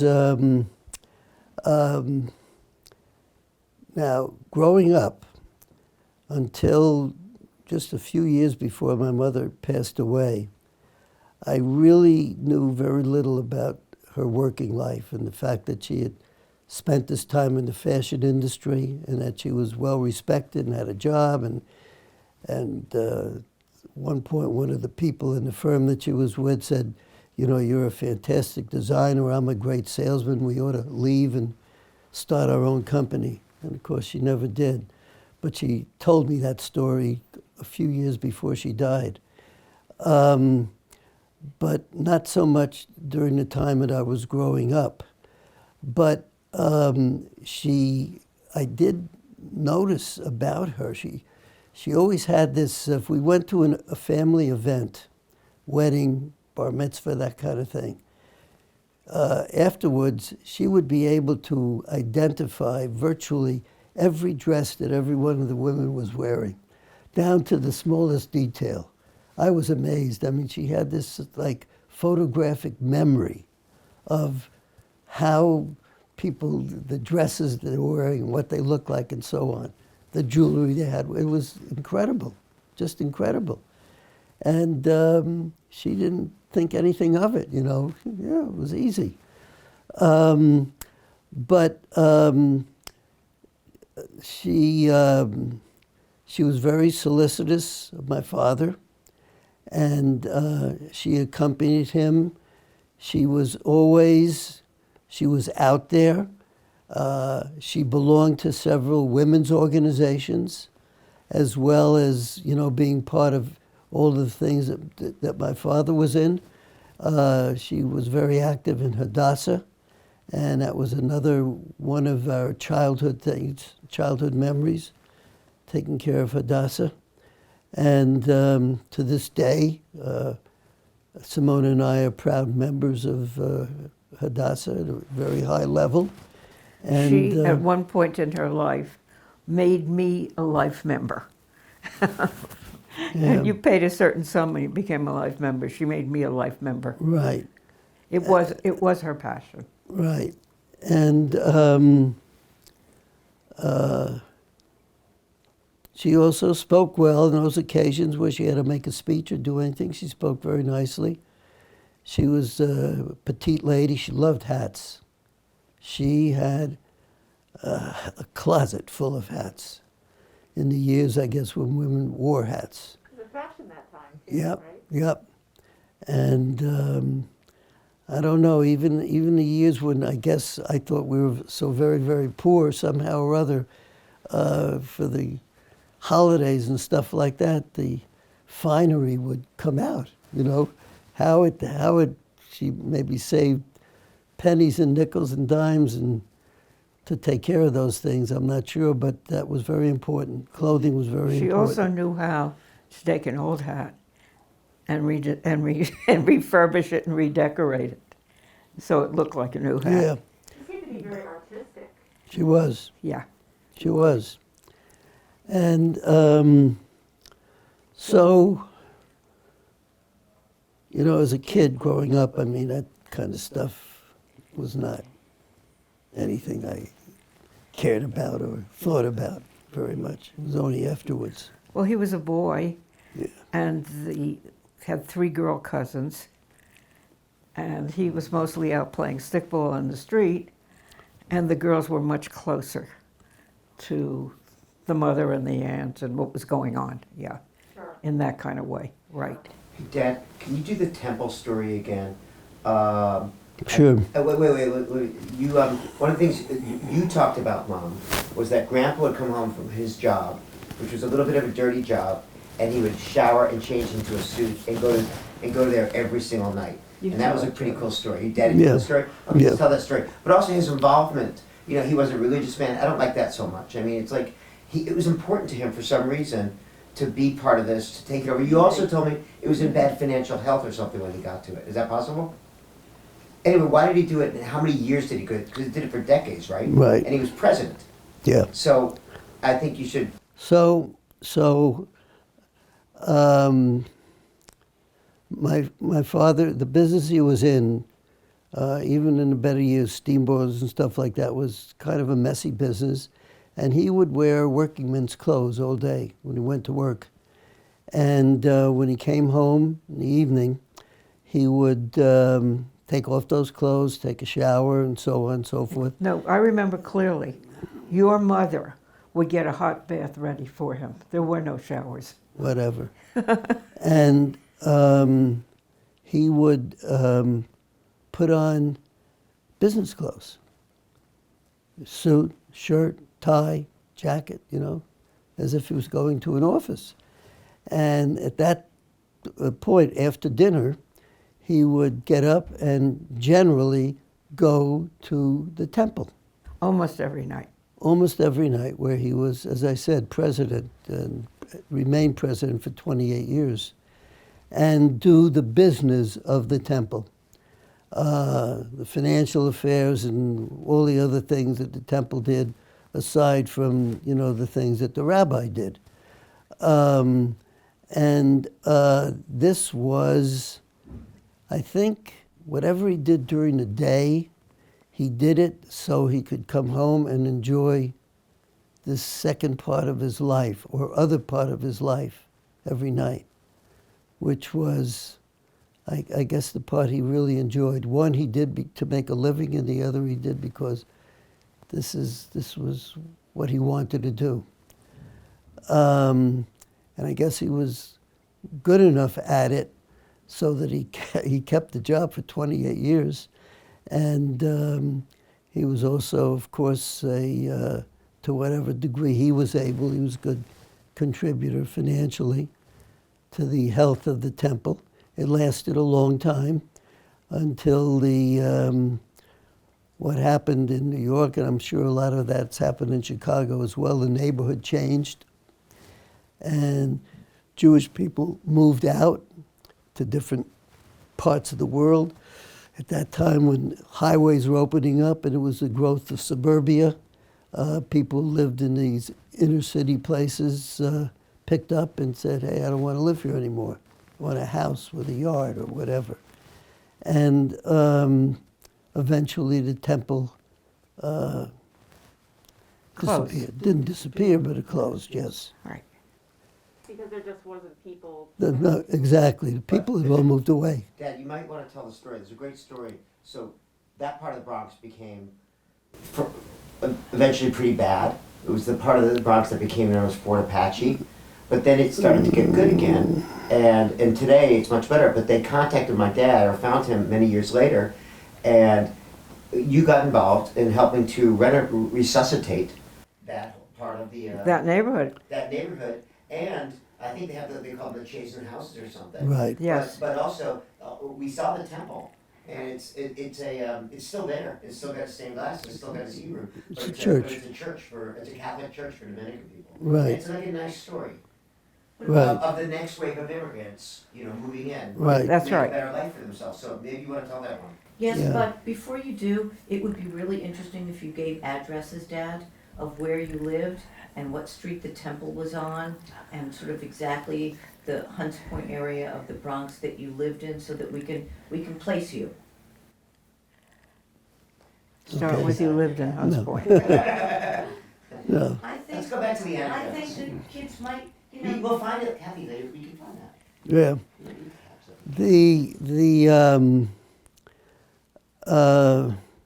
I thought this was going to be about my parents more than about me, but okay. Getting back to which story are you talking about, David? I didn't need it to be a long story, Dad. It's The that neighborhood you- changed. That you grew up in this neighborhood, the neighborhood changed, but you had a chance to yourself kind of close this. If you don't want to tell it, don't tell them about your parents. No, it's okay. I mean, we can tell the story. But the Jewish people, including my parents, moved away from this neighborhood. And the temple got sold and then became it's now a church, a Catholic church. It's still a nice building. Last time I saw it, it was smaller than I remembered, but there it was. At the same time, the neighborhood itself was kind of, had fallen into, I would call, disrepair. And the going from a place that was thriving, middle income, working people had changed to where it was Slum. not a slum, I wouldn't call it a slum, but just a mixed kind of a place. And anyway, I heard that they were trying to do some low-cost housing in the area. And I thought it was real cool that it was around the corner from where I lived. And I got in touch with the right people. I said, I'd like to be involved in this. I think it's a great thing you're doing, and I'd like to help in some way if I can. They were pleased and so on. Yes, you can. There's a lot you can do, and we need this and that, and financial aid and so on and so forth. And so I did get involved, and we put up a group of 2 and 3 family houses attached along a good stretch of empty land. And they're called the Chazen houses. And we had a whole big thing. Mayor Bloomberg was mayor at the time, and he came. We had a big cutting. I guess the kids were there, right? And those houses, I guess, are still there, and hopefully they're being well taken care of. So it was sort of the full circle of the little neighborhood that we grew up in. And I don't know what's happening. The building that I originally moved into was imploded one day, just completely torn down. And I don't know what went up in its place, if anything. But that particular area, I do think, is coming back a little bit, right? The philosophy behind these houses was very interesting. There were complaints that people did not take care of the neighborhood, didn't take care of their apartments. And the idea was that if you gave people a chance at ownership, and they made it possible through various grants for people low-income people to buy these residences, that if it was really their home, they would take care of it, and this would improve the neighborhood immensely. And it proved to be true. Yeah. Yeah, it was a very, very nice project. It seems like this idea of community and giving back to community has been something that you can really trace back to the Schoenst days, right? Yes. No question. But where do you think that, why is it so important to you to carry that on? Well, I never, until we started this project, okay, I never considered myself a citizen of Shumsk, okay? I didn't think about that. I knew it was there, and I knew my father had come from there, and so on. But it wasn't the big story of my life. The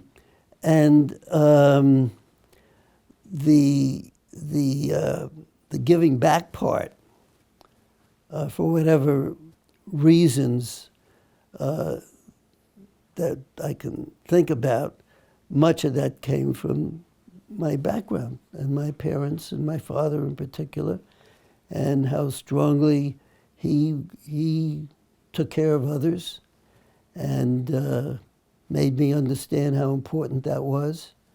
And I've tried to kind of act in the same way.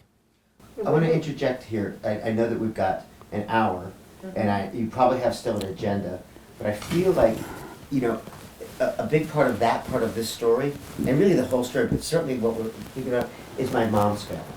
They have the exact same values, came back, and I think them finding each other was also a big part of this. And I feel like, Mom, you talk about this. I wanted this to be, I know that you agreed to your family just being this Chazen story and the Holocaust story and so forth. Hopefully we have enough, maybe, of that, and we can spend some time on my mom's childhood and my mom's story, and together, you know, did these things. I'd like to add just one little thing to the Chazen story. People thought my father-in-law was rich. What he was comfortable middle class. But because he did so much and gave away so much, by that measurement, they figured he must be a rich man. Right. So there's a story. There's many stories, but I really want to make sure that we get Grandma Rose in there with a couple of anecdotes. But there's a story about my grandfather, Dad, that you can tell. I mean, I told you, but you must have known this, which is that my grandfather quietly, secret charity they call it, gave away when people needed. So they might have needed a little more to pay their rent. They might have needed some food that week. But this went on his whole life. And after my grandfather passed away, I'm the oldest child. Maybe I remember a couple things more. I don't think so. We were all adults at that point. But my grandmother told me the story that for months people knocked on her door and handed her envelopes of money to pay back what he had given to them over the years. Great. And I heard that story from her. I don't know, Dad, whether Grandma told you or whether you would be telling it anecdotally from what I'm telling you. Well, you got me, Kathy. It's the first time I've heard it. Really? Yeah. Mommy, do you know that?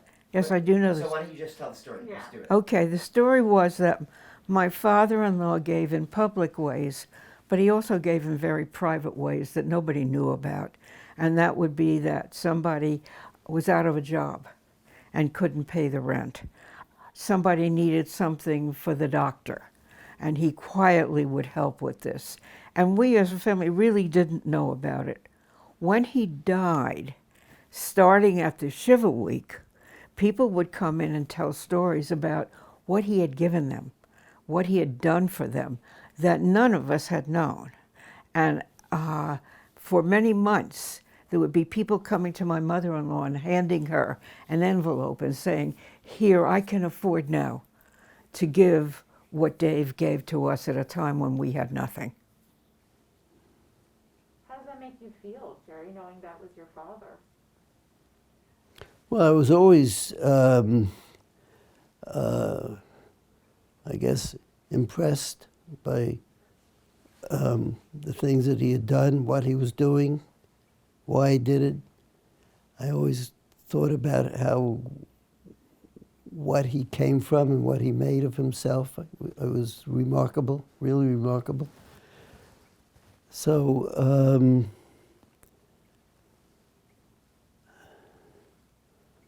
I don't know how else to describe it. We had a good relationship. We stayed close until he passed away. We we visited regularly.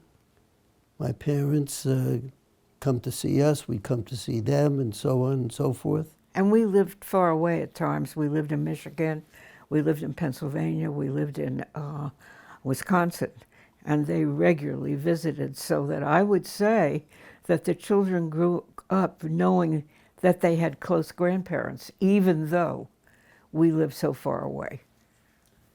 And, you know, interestingly enough, the big discussions, as I said earlier, when I told my dad there's no way I wanted to be in his industry, his business at all, just wasn't my thing. And I ended up first getting a job on Wall Street, and then leaving that to take a job in the apparel world, and moving Simona and I from New York to Milwaukee, Wisconsin, to work for this company.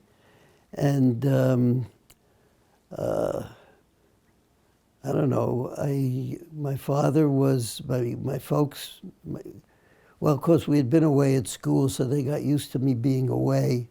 And so that wasn't the problem back then. But, you know, going way out there to take this kind of a job, what was going to happen, and so on. And through the years, as my career, I made a number of career moves, most of which meant relocating. And we moved to a lot of different states and so on. So our three children are born in 3 different states, Right. which are not the states that either of us were born in. Yeah. So as I made these moves, each place I went to, I said, well, I'm moving here because this is really a terrific job, and so on and so forth. Convinced my folks that it was not a stupid thing to do. And then the next thing you know, a couple of years later, I'm off that and on to another one. And it was very difficult getting my parents to understand why you have to move. You have a good job, why don't you just keep it, stay there, you know? But that went on, and eventually it took us back to New York. So, and they were worried about that last move that I made very much, even though I was moving back to New York, and they were very pleased about that. They were very, very concerned that, you know, maybe I'm making a big mistake. So there we were. Was it a big mistake? No. Wait, let's That go back to particular, time. the Let's go back to particular, time, 'cause we're way the parti- advanced. Wait, Yeah. Wait, Kathy, let me finish. I wanted Mommy to do her family. I want you to do your family heritage. What do you want me to do? Wait, just a minute. One Why are you second. interrupting me? One second. Ask my father what his father called him. What's your father call you? son-in-law, What is that? little son. Aww, Yeah. so cute. And the family called him Sonny. Oh, was that a nickname of, what is that, Yiddish or? No, it was English. It was what people did at that time. Oh. Right. I didn't like Sonny that was name. Yiddish. I didn't like that Sonny name. was English. Mom, What? so I want you to talk about your family, if that's okay. Yeah, I mean, I think it's almost 2 here, so what we can either spend the next 30 minutes doing an interview and then we get no B-roll, or we can cut here and do some B-roll stuff. So the B-roll is the pedestal upstairs. Pedestal, but it's also with all of you guys talking through photos and stuff. You think you have time for any of that? That's why I'm saying we have to stop now. So to do be it able to now. get even a little Do it bit now, more. because we have to leave on time. No, I think you should stay with the interview. Okay, all right. Yeah, we could do B-roll with my sister, if we do a thing with my Sure. sisters and I, we can Another do time that. then. that- Okay. But I do think my mother should talk about her family, Mommy, your heritage, maybe not about the 15th century, but you know, what your father was like, your mother was like, you know, make it your time. Dad tried, don't fall asleep, and if he does, make sure you're not on the wide, you're not on the wide Give shot. him a pick or Yeah, something. take off the wide shot. Before we move to the Shivians, which is just as interesting of a story, we need 5 minutes on Grandma Rose. And a few, Sure. You've done a lot of Grandma Rose, Kathy. We did a lot, honey. We didn't talk, just a minute. Yeah, go ahead. We didn't talk about where she came from, you know, and I did. how she got to this country and all of that. I can give a Mommy did the thumbnail. No, we Okay, did good. talk about that, Cass. I can give From a thumbnail Chernowitz. sketch. Sure. She was born in Chernowitz, which was Austria. Their first language was German. As I said, she grew up appreciating what I would call the finer things, snuck into the opera as a little kid and that sort of thing. When that family came, it was a traditional story of bringing each other over. And my mother-in-law came to this country, and the family was already established, not on the Lower East Side, but in Yorkville, on the east side of Manhattan. And she was always kind of proud of that they did not live in what was the Lower East Side, which was really a slum. That her family somehow started out on the Upper East Side. She was very close to this sister. And an interesting little story is that my mother-in-law was a few years older than my father-in-law. And in those days, it was hush, hush, hush. You didn't talk about such a thing. So her sister Jean decided she would revise my mother-in-law's birth date. And whatever it was the same date that my father-in-law was born. They had decided.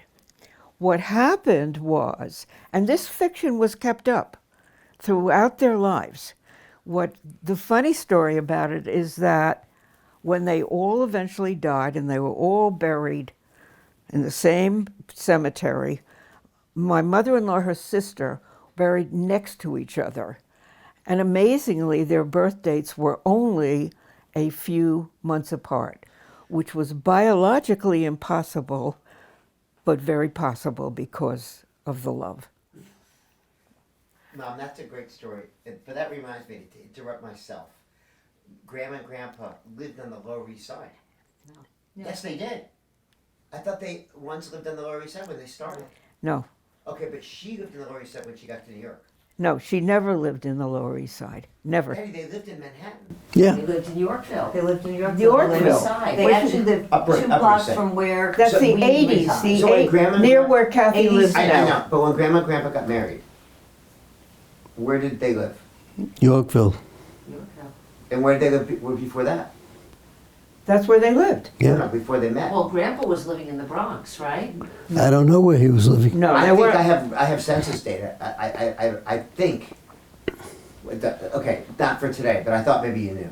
No. Just one comment, please make about Rose and Jeannie being seamstresses when they came to this country. That's how they support themselves, lived on 86th Street, and Yeah. you need to repeat that. I'm not on camera. What? Rose and Jeannie, their jobs when they were here. Seamstresses and how they worked. How did they manage to keep up and pay? They worked. Both of them worked in the needle trades, and my mother-in-law was very talented. Her sister was a firebrand, and she was kind of helping to form a union. Because this was the days of the sweatshops, and her name was Regina Mark, and she changed it to Regina Marco because she felt that she would be more accepted in that role if they thought she was Italian. Really? Yeah. Wow. Wow. Yeah. Yeah. That's a story we never heard. Yeah. Yeah. So is she then? It says Marco on her. No. She never did it. It was never done. Oh, like a nickname. Exactly. Gotcha. It was an AKA, Nom de Union. Gotcha. also known as, right? Yeah. Um, All right. Did you want me to start? Yeah. Okay. I do have to start back a little. I have much more knowledge about my maternal side of the family than I do about my paternal, which we're now researching, by the way. My maternal grandfather and grandmother were each the youngest of 13 children. Now, not all these children lived. So, although they were the youngest of 13, the families were not actually 13. My maternal great-grandfather, okay, my grandfather's father, my grandmother's father, they lived near Minsk. And he grew grain on land. Now, I know Jews were not allowed to own land, so somehow they must have had a rental deal. But he was fairly prosperous doing this, and he had these children. But he was also part of what was known as an underground railway. In Russia, when you were drafted for 20 years. And for the Jews, that meant something else. It meant that when the young man came out of the army, he was no longer really Jewish. He certainly wasn't eating kosher food and so forth. And so there was an underground railway established that when a boy was about to be drafted, or they thought he was about to be drafted, they would get him out of the country. And he would go from house to house, safe houses, until they got him to transport. My grandmother's father's house was one of these stops, and she has memories of it as a young girl. She said she would wake up in the middle of the night because she heard noise, and there would be a young man there, and in the morning that young man was gone. She also remembers that she woke up one night and there was a young woman and a young man, and a rabbi was marrying them. She never knew if they even knew each other before they were forced to leave the country for one reason or another, but no girl would be allowed to travel alone in those days. When somehow the authorities were getting close to knowing about my grandfather's activities, and he was tipped off. And he was able to take himself and I believe 7 or 9 children all at once to this country. And that was unusual that you would be able to do that. So he had enough money for passage. When he came here, they settled in Newark, New Jersey, and his business was a chicken market where he had poultry that he sold. And that's not unusual because basically he had a farm when he was in Europe. And my grandmother has adored her father and has wonderful stories about being a little girl and growing up in this atmosphere.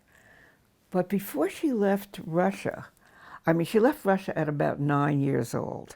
So she had all these memories. And she said that she knew Russian, and somehow, because she knew Russian, she also understood Polish. So she had English, Polish, and Yiddish.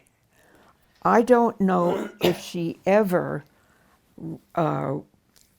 read she did read. I don't know if she ever wrote in English, but she spoke very well in English. She was interested in what was going on. She was always listening to the news. When I was 11 years old, these grandparents came to live with us. My grandmother had contracted rheumatoid arthritis, and my mother, who had 3 small children, was constantly running to take care of her. So it was felt that it would be better if they lived with us. And we lived in a 3-story Victorian house. And there was a whole 3rd floor with 2 bedrooms and a bath and a living room and so forth. And that's where my grandparents lived. And I was the first grandchild on both sides of the family. And I was extremely close to my grandparents. And I would say that I was extremely, extremely lucky because I had a grandmother who, when I walked in the room, her eyes lit up. And I felt so loved, and because of that, so special. My grandfather, I think, was not terribly interested in me when I was small. But when I got older and he discovered I had a mind, then he became very interested in me. So we were very close to my grandparents. They lived with my parents for 17 years, from the time I was 11. And it was a very close family. My mother had a sister and 2 brothers, and somehow we were the house that everybody congregated at. And both my grandparents had family that spread out over this country. My grandfather came here in either 1888 or 1889, but he had brothers who had come here 10 years before. They, one was in the Army, and I forget what the other one did, but I think one was in the Spanish-American War. They somehow, on both sides of the family, they spread out all over the United States. And we, in our house in Newark, were the eastern terminus. If anybody ever came to the area, they stayed with us. So there would be my grandfather's sister, who was 2 years older, from Chicago, who came every year. And she was about this high, and she looked like a Dresden doll, a petite little lady. She came every year and stayed with us. There was the cousin who had the same name as my grandfather, Louis Levy, from Nashville. There were the cousins from Indiana. On my father's side of the family, there was the uncle from El Paso, and so forth. I mean, it was just, they were all over the country. And so I had a sense of somehow belonging to this country because of that. And also we had loads of relations in Newark. On a nice day, I'd walk home from high school, which was about 5 miles. And I don't think there was a street I could pass that someone on those streets was related to me. I never exactly knew the relationships because people from my grandfather's family had married people from my grandmother's family, and it was a very, very extensive family. Now, the way that my grandfather came here was interesting.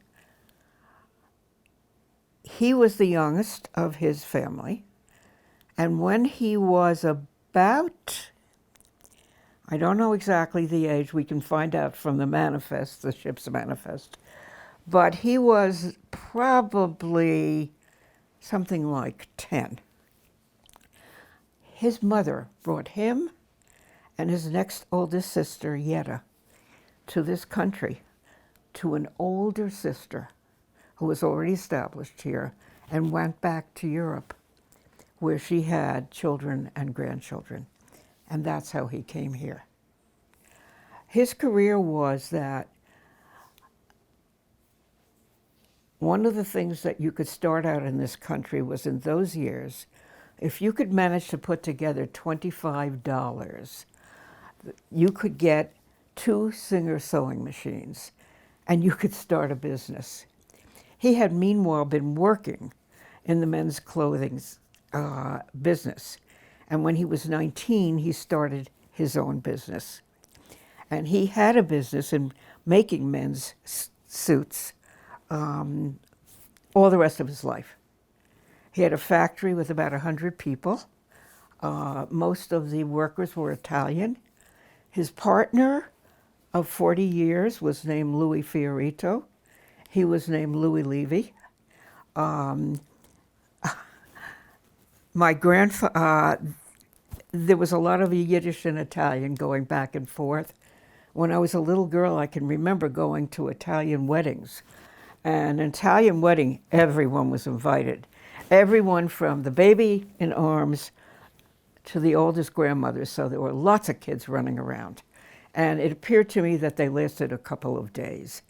So I always had a warm feeling and a close feeling for Italian families based on those relationships.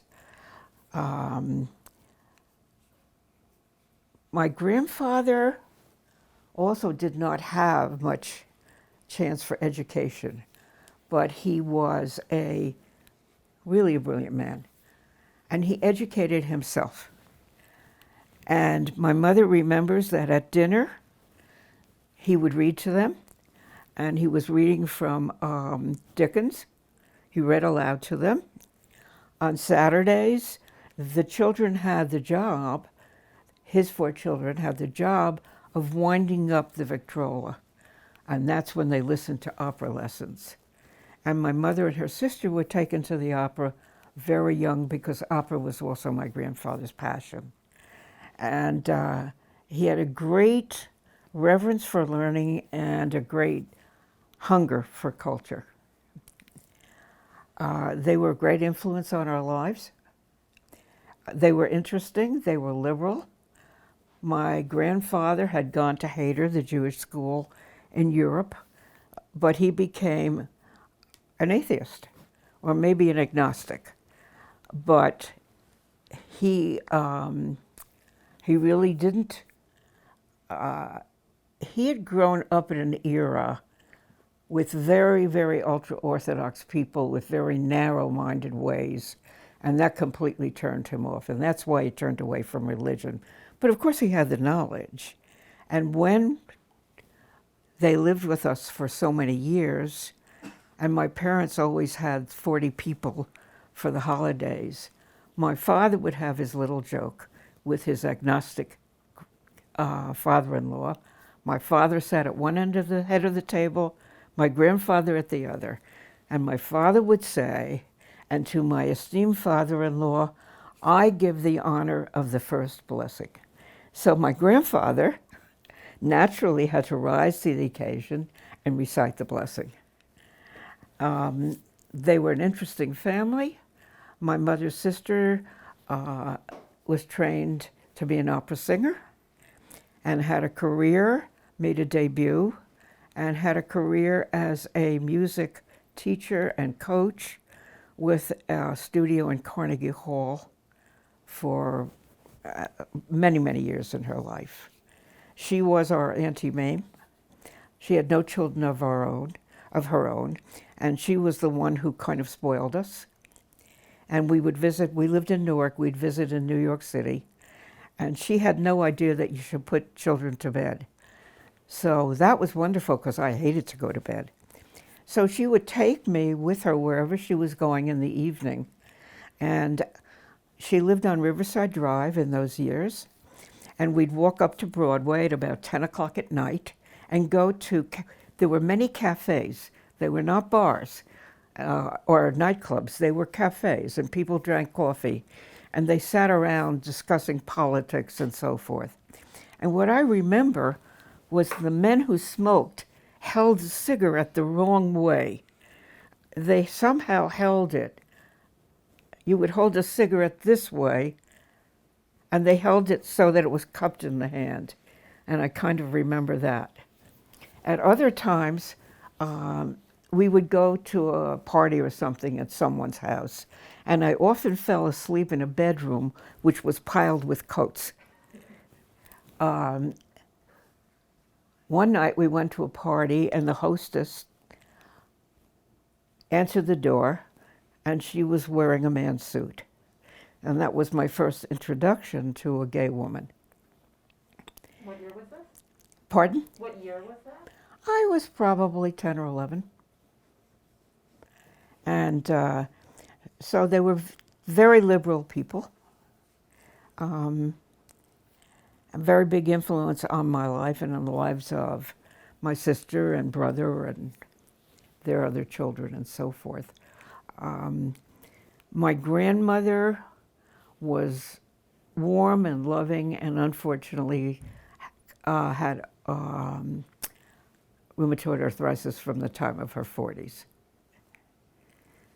What else should I say? My childhood, like what Jerry said, it was the Depression, but I never felt poor. Everybody else was in the same boat. You had enough to eat, you were taken care of. And your father was a dentist. My father was a dentist, but being a dentist didn't matter. He took care of everybody, but they didn't pay him. But he never turned anybody away. And my mother worked part-time. She had worked for her own father in his factory from the time she was 14. Interestingly, she was very good at mathematics and she was very good at music, and they often go together. So she was kind of the bookkeeper from the time she was 14 and all through her early married life, certainly when I was a child.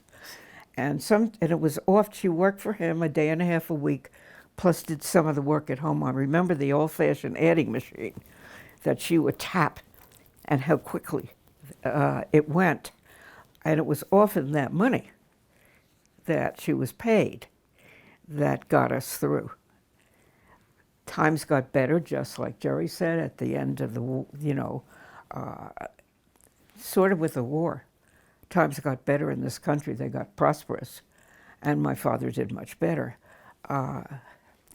My parents were, I would describe my father as other people described him, a gentleman. And what they meant was he was not only a gentleman, he was a gentleman in every sense of the word. He treated everyone, no matter who you were, with the same courtesy and respect. And he was also probably, excuse me, Jerry, but he was probably the kindest man I ever knew in my whole life. And that's what other people would say about him. He also had, he loved language. He was editor of the Dental Society Bulletin for many years, and he wrote most of it. But he had written when he was a young man, and he would bring words to us at dinner. And he would, in an almost innocent fashion, introduce us to words like, I remember the word serendipity, as if he was giving us treasures that we were thrilled to receive. And he also retained an innocent appreciation of everyday things. If I would have breakfast with him and he was eating a banana, he would say something like, "This is really a delicious banana." Now, he had a banana every day, but he didn't lose that sense of enjoying it, that sense of discovering it. What else can I say about him? Do you think you got your love for poetry from your Pardon? father? Do you think you got your love for poetry from your father? I would think so. He loved words. He absolutely loved words.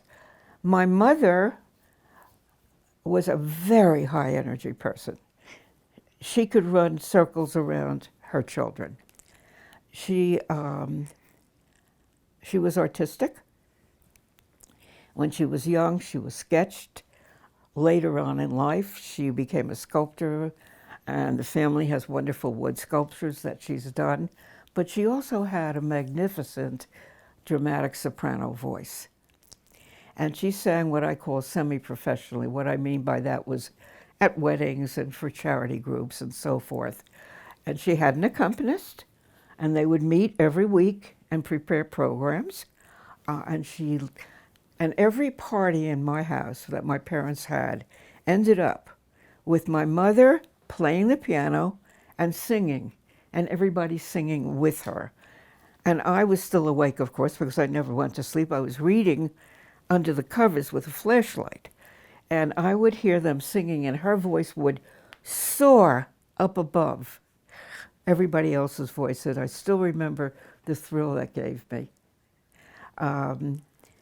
She ran a large household. My father's office was on the first floor. My grandparents lived on the third floor. She had 3 children. She worked. She took art lessons. She was really a very, very high energy person and very devoted to all of us, but not a clingy type of mother. Very devoted. I never remember a time when I felt she wasn't there for me. Wow. What a beautiful family. Oh, they were great. They were great. I used to get embarrassed. I went to school to become a psychiatric social worker, And you know, you would be in these groups where people talked about their childhood and their traumas, and I was embarrassed because I had a happy childhood. So I didn't have any stories to tell about any traumas that happened to me. Yeah. But you used it for, I would say, a lot of good, right? You gave a lot of good back that you received. Oh, I've loved my career. Yeah. Mom, one of the things we talked about upstairs, I don't know if it's too contemporary, but the fact that our family does get along into the next generations. So at the very least, you could say we raise our kids in a certain way. You know, we look. You love the fact that we're all together. We're all friends. We're close. Well, I'll give you a little backstory on that. My grandfather had 4 children. My Aunt Lila was the first. Her actual name, till she took a stage name, was Lillian. Aunt Lila, my mother Anna, her brother David, and her brother Joseph. And my grandfather favored his first daughter and his first son. She said she remembers that when Dave was born, and there was 5 years between them, that it was like the second coming of the Messiah when he was born.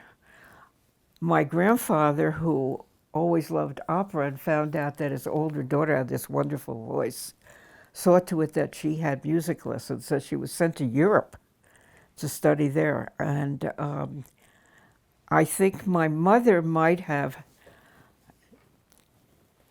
always felt second class in his eyes, except for one thing. She worked with him, and he had great respect for who she was. And I think that kind of helped a lot. But there was favoritism in her when she grew up in her family. And so when we were kids and when we would say, who's the favorite child, she would say, you're my favorite child, and you're my favorite child, and you're my favorite child. There was also, she said, in her mother's family, which was a large family, there were aunts and uncles, and sometimes they weren't talking to each other. So she said it was a strange thing. The sisters might not talk to each other, but the children had to talk and be respectful to the aunt or uncle. And she decided that that was never going to be in her family. That really was never going to be. And that there would be no not talking to anybody. And so she brought us up, and my father, they brought us up that way. So even at times when there were things in the family, she really did rise above them. For instance, she might have been jealous, I don't think she was, of my relationship, my brother Noah's relationship, my sister Naomi's relationship with our Auntie Mame, our Aunt Lila. And yet she was very, very generous in her sharing us with this sister of hers. And so we had the benefit of that. I also grew up in a family where I had all these young aunts and uncles, and I was the first grandchild and the first niece and so forth. And so I grew up feeling that the world was a good place. That's great. Yeah. We have to wrap up to be able to wrap out in time, but I do have one last question that I want to get from everybody that we're going to interview. And I guess we'll just continue with you, Simona, since you've been speaking. Tell me what family means to you. Pardon? What does family mean to you? Family means very much to me. I grew up in a family that was close, but not clingy. They were close, but they let us be independent. I always tell the story about neither my mother nor father ever said to me, oh, be careful when you cross the street, you might get hit by a truck. It was never said. The word nervous was never used in my family. Nobody was nervous. And when I was about 5, instead of telling me I might get hit by a truck, my father took me out to the nearest big street where a bus would run. And he stood with me, and he said, now this is what you do. You look right, you look left, then you look right again, and you look left again. And then he would cross the street with me and come back. And we did this numerous times. And then he said, now you can do it. And he stood and watched me. And I looked right, and I looked left, and I looked right, and I looked left, and I crossed the street. And somehow that was also about not being afraid of what might happen in life. And that was kind of the attitude. I would say my parents were pretty much optimists. You think you pass that on to your children? What? Do you think you pass that on to your children? I think so. Yeah, so do I. I don't think any of you, I don't think you would describe me as a nervous mother. I didn't experience myself as that. I cared very deeply for my children. But I wasn't, what do they call it now, a helicopter mother? Oh, helicopter parent, yeah. Yeah, Uh-huh. yeah. I certainly wasn't that. Great. Yeah. Great. And then the same question for Jerry. What does family mean to you? Well, I think, family, to me, the word I think of right away is togetherness. Let's stay together. Let's be a family. And I feel very strongly about that. I like the fact that we're together here for this big celebration this weekend. I think it's wonderful we're able to do that. I look forward to any together we've had over the years, important holidays at our home where we get the whole family together, more than we can fit around a table usually, but it works. And just so my kids know, I'm looking forward to Father's Day this year. We'll have our first big non-masked day up in Nyack, so I hope everyone's going to come. And so togetherness is, we have to, if we stay together, think together, and think of each other, I think that's most important. I think it becomes more difficult if you're physically separated and you don't get to be in each other's lives in the same way as you might if you're physically close. It's a little bit more difficult, but today with FaceTime and Zoom and all the rest of the things, And it airplanes is possible. Yeah. So that's my feeling. I'd like to say that I think that while we're very close, within this closeness, there was an understanding that we had our lives and that their children, our children have their own lives. We don't expect that we should be the center of their lives every day. We know that they have their own lives, their own families, and their own interests. Right. And I would say that I think that your family was also, although maybe physically closer, or that they lived physically closer to each other when you were growing up, they certainly allowed you the independence you needed. Yeah. Great. Is there anything else last minute that you feel like we didn't touch on that we really need to get? Otherwise, we're going to start wrapping up. Yeah, that was great. Yeah. I love this great anecdote about my Grandma Rose. I tried recently to recreate, over the last couple of years, I like to cook some recipes, which I have written out from her. I have some in my mother's handwriting, but unfortunately not in my father's mother's handwriting because she didn't write anything down. It was all in her head. Yet my mother, in having this conversation with the ingredients, not the amounts, just the ingredients, figure it out for yourself. I said to my mother, I don't think it should taste like this. And my mother said, you're forgetting what your grandmother used to do. Everything she made had a handful of sugar thrown in. Yeah, Grandma Rose. Yeah, Everything had a handful of sugar. Had a little thrown sugar. in, so After all, she was from Austria, okay? This is the land of sugar. And pastry, pastries. Hop juice candy. Hot Right. just candy, Right. you know, that's the world she came And from. there's But a- Kathy, there's wait, ano- wait. wait, there's Do you want another mommy? an- But you're telling the story and it's not getting on film. So Okay, do you want Mom, mommy you to tell wanna the story? just tell that, and I have one other anecdote that I want Yeah, you to my tell. mother-in-law's cooking had its own flavor. And as I discovered, she had a sweet tooth. She had a palate that must have been like a baby's. You know how a baby will taste something that isn't bitter or to us and spit it out. Well, I think she retained that palate so that she put sugar on things that we would not necessarily. But she also did this in her cooking. And she would put a little bit of sugar. She made tiny meatballs, which she called fricassee meatballs. And the secret of those meatballs was a little sugar that she put in them. Right. We had sweet cream in our house, never sour cream. It was interesting. I didn't even know what sour cream was until years later. But if you wanted cream, you used sweet cream. So, Another quick anecdote was my sister and I had the pleasure of traveling together to Vienna and Budapest before the pandemic.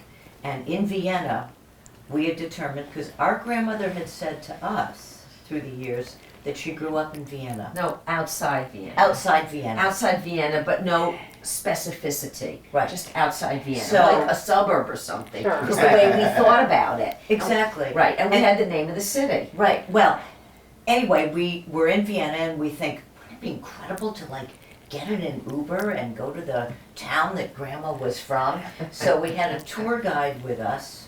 We got my father on the phone. My father sort of verified that he answered the phone, that it all worked out that way. Anyway, she said, she's laughing, she's nodding, thank you, Jerry, yes, exactly, of course I know where that is, whatever. She hangs up the phone, she turns to us, she goes, it's about 1,500 kilometers from Vienna, and it made me realize that she grew up thinking that even though she was far away, because the way they thought about the Austro-Hungarian Empire and your relationship to the center of that empire was almost as if you were from that. It was, well, No, there's No, another no, no. reason, Kathy. okay, go The- ahead. The no. reason is that, Wait, you might have to The tell city- story, Mom. okay, Tell the story that I told.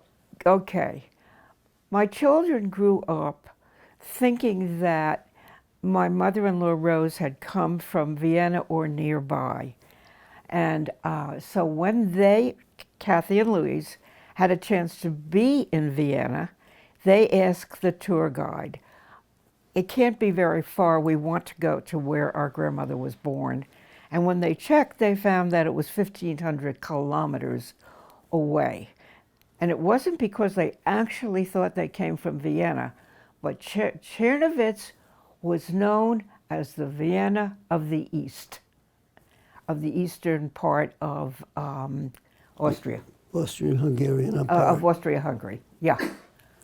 Gotcha. Right. Great. That's kind of funny. That's a funny story. Okay. All right, we need to start wrapping up because you guys also need to get ready because you're going to be